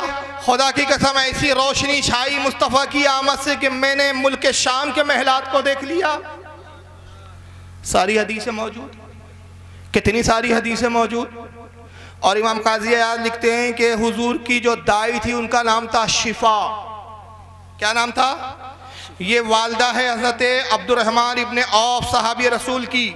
अब्दुर्रहमान इब्ने औफ बड़े जलील कद्र साहबी, ये दाई थी। वो कहती है खुदा की कसम मैं हुजूर की बारगाह में दाई के फ़राइज़ अंजाम दे रही थी। जब मुस्तफ़ा तौलूद हुए, पैदा हुए, मैंने देखा नाफ बुरीदा है, नाफ कटी हुई है, खतना शुदा है। मैं हैरान हुई कैसा अजीब बच्चा है, खतना शुदा आ रहा है, नाफ बुरीदा, नाफ कटी हुई है। आवाज़ आई, हातिफ ने कहा ऐ शिफा ये हमारा बड़ा महबूब बंदा है, नाफ बुरीदा इसलिए भेजा कोई नाफ काट के ऐसा न जताए कि मैंने मुस्तफ़ा की नाफ काटी थी। खतना शुदा इसलिए भेजा खतना करके कोई मुस्तफ़ा पे ऐसा न बताए। और अगर दाई हलीमा पालेंगी, खुदा की कसम दाई हलीमा ने मुस्तफ़ा को नहीं पाला, मुस्तफ़ा ने दाई हलीमा को पाला है।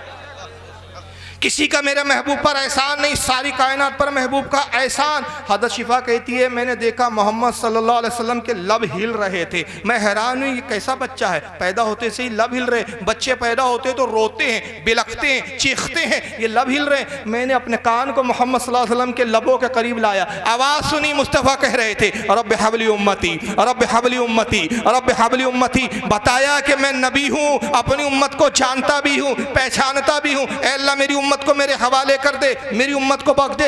हज़रत शिफा कहती है कि मैंने बीबी आमना के पहलू में मुस्तफ़ा को रखा, अचानक मुस्तफ़ा गायब हो गए, निगाहों से उजल हो गए। बड़ा एक नूर कमरे में आया, आंखें चुंधिया गई। हम हैरान हुए, मैं रोने लगी। हाय क्या हुआ? बीबी आमना पूछती है शिफा क्यों रो रही हो? कहती है बीबी क्या बताऊं, आपका बच्चा गायब हो गया, बड़ा हसीन बच्चा था। मुझे अंदेशा है कहीं जिन्नात ना उठा ले गए हो, शयातीन ने उचक ना लिया हो तुम्हारे शहजादे को। तभी आवाज़ आई शिफा घबराओ नहीं, फरिश्ते मोहम्मद को उठा कर ले गए ताकि जमीन की सैर करा के पूरी हुकूमत दिखा दे। ऐ महबूब तेरी हुकूमत कहाँ कहाँ है? फिर आप फरमाते कुछ फरमाती है। कुछ देर बाद मुस्तफ़ा वापस आ गए। फिर किसी ने आवाज़ दी, मैंने सुना, सुनने वाले ने, कहने वाले ने कहा मोहम्मद सल्लल्लाहु अलैहि वसल्लम की शान बड़ी अरफा और आला है। ऐ शिफा इसे फरिश्ते ले गए, इस शहजादे को, इस बच्चे को ले गए, एक तराजू में तोला, जिब्रील ने तराजू में तुलवाया। एक पल्ले में रसूलुल्लाह को रखा गया, दूसरे पल्ले में हुजूर के एक उम्मती को रखा गया। पल्ला मुस्तफ़ा वाला भारी था, फिर 2 उम्मती को रखा गया। पल्ला मुस्तफ़ा वाला भारी था, फिर 10 रखा गया, 100 रखा गया, 1000 लाख करोड़ बढ़ाते गए, यहाँ तक कि एक पूरी उम्मत एक पल्ले में आ गई। मुस्तफ़ा सब पर भारी थे। जिब्रील ने कहा तोलने का काम सिलसिला बंद कर दो। खुदा की कसम मोहम्मद की शान ये पूरी कायनात एक पल्ले में हो तो मुस्तफ़ा की बराबरी नहीं कर सकती। नारे तकबीर, ये हदीसें है या नारे रिसालत, शान मुस्तफ़ा। ये हदीस आपको क्या जिब्रील ने आके सुनाई? कैसे आई आप तक, कैसे पहुंची आप तक? इमाम काजी अयाज फरमाते हदीस ऐसे पहुंची कि जब शिफा ईमान लाई, सरकार ने जैसी ऐलान नबुव्वत फरमाया, ईमान लाने वालों में सबकत करने वालियों में थी, क्योंकि हुजूर की पैदाइश के वक्त तो मौजज़े देख चुकी थी, जानती थी ये आज नहीं तो कल ज़रूर नबुव्वत का ऐलान करेंगे, नबी है। इंतज़ार में थी कि कब मोहम्मद सल्लल्लाहु अलैहि वसल्लम नबुव्वत का ऐलान करे और मैं ईमान लाने में सबकत करूँ। ईमान लाई हज़रत शिफा। इमाम काजी अयाज़ अपनी किताब शिफा, उनकी किताब का नाम भी इत्तेफाक से शिफा ही है, उसमें फरमाती हैं, बड़े जलील क़द्र इमाम हैं, कहते हैं कि सहाबा इकराम हज़रत अब्दुर्रहमान इब्ने औफ के घर आते और अब्दुर्रहमान इब्ने औफ से कहते हैं अब्दुर्रहमान क्या आपकी वालदा शिफा घर में है? वो कहते हैं हाँ हाँ। कहा क्या बात है, क्यों हमारी वालदा से मिलना चाहते हो? कहते हैं कि हम तुम्हारी माँ से इसलिए मिलने आए हैं कि हम रसूलुल्लाह के पैदाइश के हालात सुने। अब्दुर्रहमान इब्ने औफ फर्श बिछा देते, उस पर कुछ चादर डाल देते, अपनी अल्लाह की खिदमत में आते, कहते अम्मी जान मेरे कुछ दोस्त और अहबाब आए हैं, रसूलुल्लाह की विलादत के हालात सुनना चाहते हैं, क्या आप उन्हें सुनाएंगी? कहती क्यों नहीं बेटा, मुस्तफ़ा की पैदाइश के हालात सुनाना भी बरकत का सबब है, ये बरकत से मैं कैसे महरूम रह सकती हूँ। हज़रत शिफा आती, सहाबा इकराम बैठे और उस पैदाइश के वक्त के वाक़यात बयान करती। ये वाक़या शिफा से मुंतकिल हुए सहाबा में, सहाबा ने एक दूसरे से रिवायत किया, सहाबा ने ताबईन से रिवायत किया, ताबईन ने तब ताबईन से, तब ताबईन ने अइम्मा से, अइम्मा ने उलमा से, उलमा ने हमें बताया, किताबों में लिखा गया, हर सदी में लिखा गया, तो पता चला मिलाद हर सदी में हुई। आप कहते भाई मिलाद का कोई वजूद ही नहीं, तो वजूद नहीं होता तो ये पता कैसे चलता कि आका पैदा हुए? लेकिन आइए एक साहब और रो रहे हैं, जरा साहबा ने मनाया कि जरा इनको सुन लीजिए, ये बड़े खास शख्स है भाई, इनका नाम है बड़े अजीब नाम है इनका, लोग तो इन्हें लोग कहते हैं बिरादर इमरान, लेकिन हरकतों से तो आपको कहना पड़ेगा सिस्टर इमरान। इमरान साहब क्या कहते सुनो, समझो क़यामत कायम हो गई। अब अल्लाह ताला बोले, सुनिए, अच्छा क़यामत का दिन वाक़े हो गया, समझो क़यामत कायम हो गई। अब अल्लाह ताला बोले, अच्छा चलो कौन कौन है मिलाद मनाए? तो हम पूरे मनाए, हम पूरे अल्लाह मनाए मनाए मनाए। तब ये जो हाथा उठाएंगे ना, मनाए मनाए मनाए मनाए, बल्कि उसमें अबू बकर सिद्दीक का हाथ नहीं उठेगा, उमर रज़ी अल्लाह ताला का नहीं उठेगा, उस्मान रज़ी अल्लाह ताला का नहीं उठेगा, आयशा रज़ी अल्लाह ताला अन्हा का नहीं उठेगा, खदीजा रज़ी अल्लाह ताला अन्हा का नहीं उठेगा, कोई सहाबी का नहीं उठेगा, पूरे 1400 साल बाद वालों का उठेगा। अल्लाह ताला बोलेंगे अरे तुम लोग क्यों मनाए? अल्लाह हमारे नबी से मोहब्बत थी, आशिक़ रसूल थे, मनाए। अच्छा ऐसा, अच्छा अबू बकर तुम क्यों नहीं मनाए? क्या है कि अल्लाह माफ कर दो, बोलेंगे क्या कर रहे तुम लोग? अल्लाह पलट के बोलेगा कमबख्तो, मेरे नबी के सहाबा जो नहीं किया वो तुम क्यों किए? हाँ आप सुनो, कयामत का दिन हो गया, कयामत का दिन आ गया, अब सारे अव्वलीन आखरीन जमा, अल्लाह फरमाएगा कौन कौन मिलाद बनाए हाथ उठाओ। जरा मौलवी साहब की, कोट वाले बाबू की जरा जहालत सुनो, ये मजमा बैठा बड़ा कसीर मजमा। अब मैं एक सवाल करता हूँ, इस जलसे में कौन कौन लोग हैं जो खाना खा के आए हैं? जरा हाथ उठाएं। सभी खाना खा के आए हैं, 2-4 कम है, मतलब सब खाने वाले लोग ज्यादा है इसमें। चलो अच्छी बात है, कुछ लोगों ने नहीं उठाया, इन्हें बहुत कम लोग हैं जो खाना खा के नहीं आए, जलसे के बाद खाएंगे। मैंने भी नहीं खाया, मैं भी जलसे की ही बात खाऊंगा। अच्छा ये बताएं, अब दूसरा सवाल थोड़ा सा पेचीदा सवाल है, कौन है जो मादर वतन खा के आया है? नहीं समझे आप? यहाँ पाबंदी है क्या? अच्छा पाबंदी है, हाँ? मादर वतन में पाबंदी है? नहीं समझे ही नहीं है हमारे यहाँ, ये बड़ा मज़हब लफ्ज़ है। हाँ पाबंदी है, प्रतिबंध नहीं है, लेकिन समझे नहीं। अच्छा चलो अब मैं क्लियर बोलता हूँ, कौन है जो गोश्त खा के आया और वो भी उसका? आप समझे? मादर वतन, हमारे हम वतन, उनकी मादर वालदा मोहतरमा, काफी है ना? कौन है जो वो गोश्त खा? अच्छा चलो कोई भी मुर्गी का गोश्त कौन खा के आया? चलिए मुर्गी का कौन? उठाइए, शर्माइए मत, मैं इसको समझाने के लिए एक चीज बोल रहा हूँ, मैं तफरी नहीं कर रहा हूँ, आप उठाए। कौन है जो गोश्त खा के आया? 2-4 लोग, सब सब्जी खा के आए हैं क्या? भाई ये हाथ क्यों उठवा रहा हूं मैं? मौलवी की जहालत समझो आप, इसलिए कि मैं इस मजमे की कैफियतों से, हालात से नावाकिफ हूं। मुझे नहीं मालूम कौन खा के आया कौन नहीं खा के आया, वो नबी की शान है, अल्लाह की अता से कि ईसा मसीह कहते तुम क्या खाते हो वो भी मैं जानता हूं, क्या छुपाते हो वो भी मैं जानता हूं, अल्लाह के बताने से, अल्लाह के दिए हुए इल्म से। तो जिस अल्लाह ने ईसा को ये इल्म दिया कि क्या खाए वो भी बताएं, क्या छुपाए वो भी बताएं, वो अल्लाह कितना बाखबर होगा। अब मेरी भी कैफियत क्या है, चूँकि मैं कोई वली नहीं, नबी तो माज़अल्लाह नबी के कदमों के धूल के कंकर के जर्रे से छूने वाली शय के बराबर भी नहीं।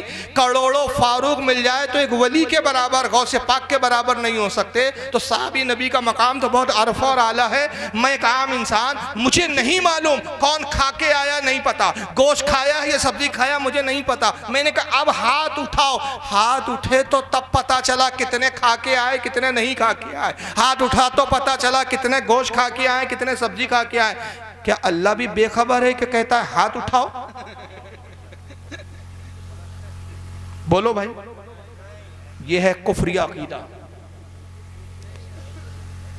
ये है इनकी जहालत। जिन लोगों को अभी तौहीद नहीं मालूम वो तबलीग करने चले। पहले तबलीग करने से पहले तौहीद के उसूल और ज़ाब्ते तो समझ लो, पहले जान तो लो। अरे परवरदिगार आलम तो इतना बाखबर है कि दिल में जो हालात चल रहे हैं, मेरे दिल में क्या चल रहा है ये नहीं जानते। ये बाजू बैठे हैं बिल्कुल करीब, सबसे करीब यही मौलाना साहब है। इनके दिल में क्या मैं नहीं जानता।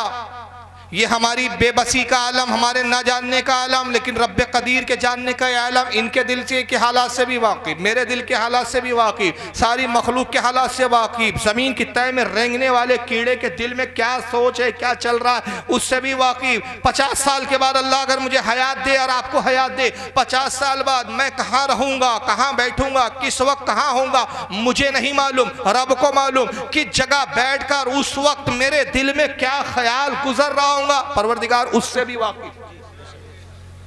इतना बाखबर।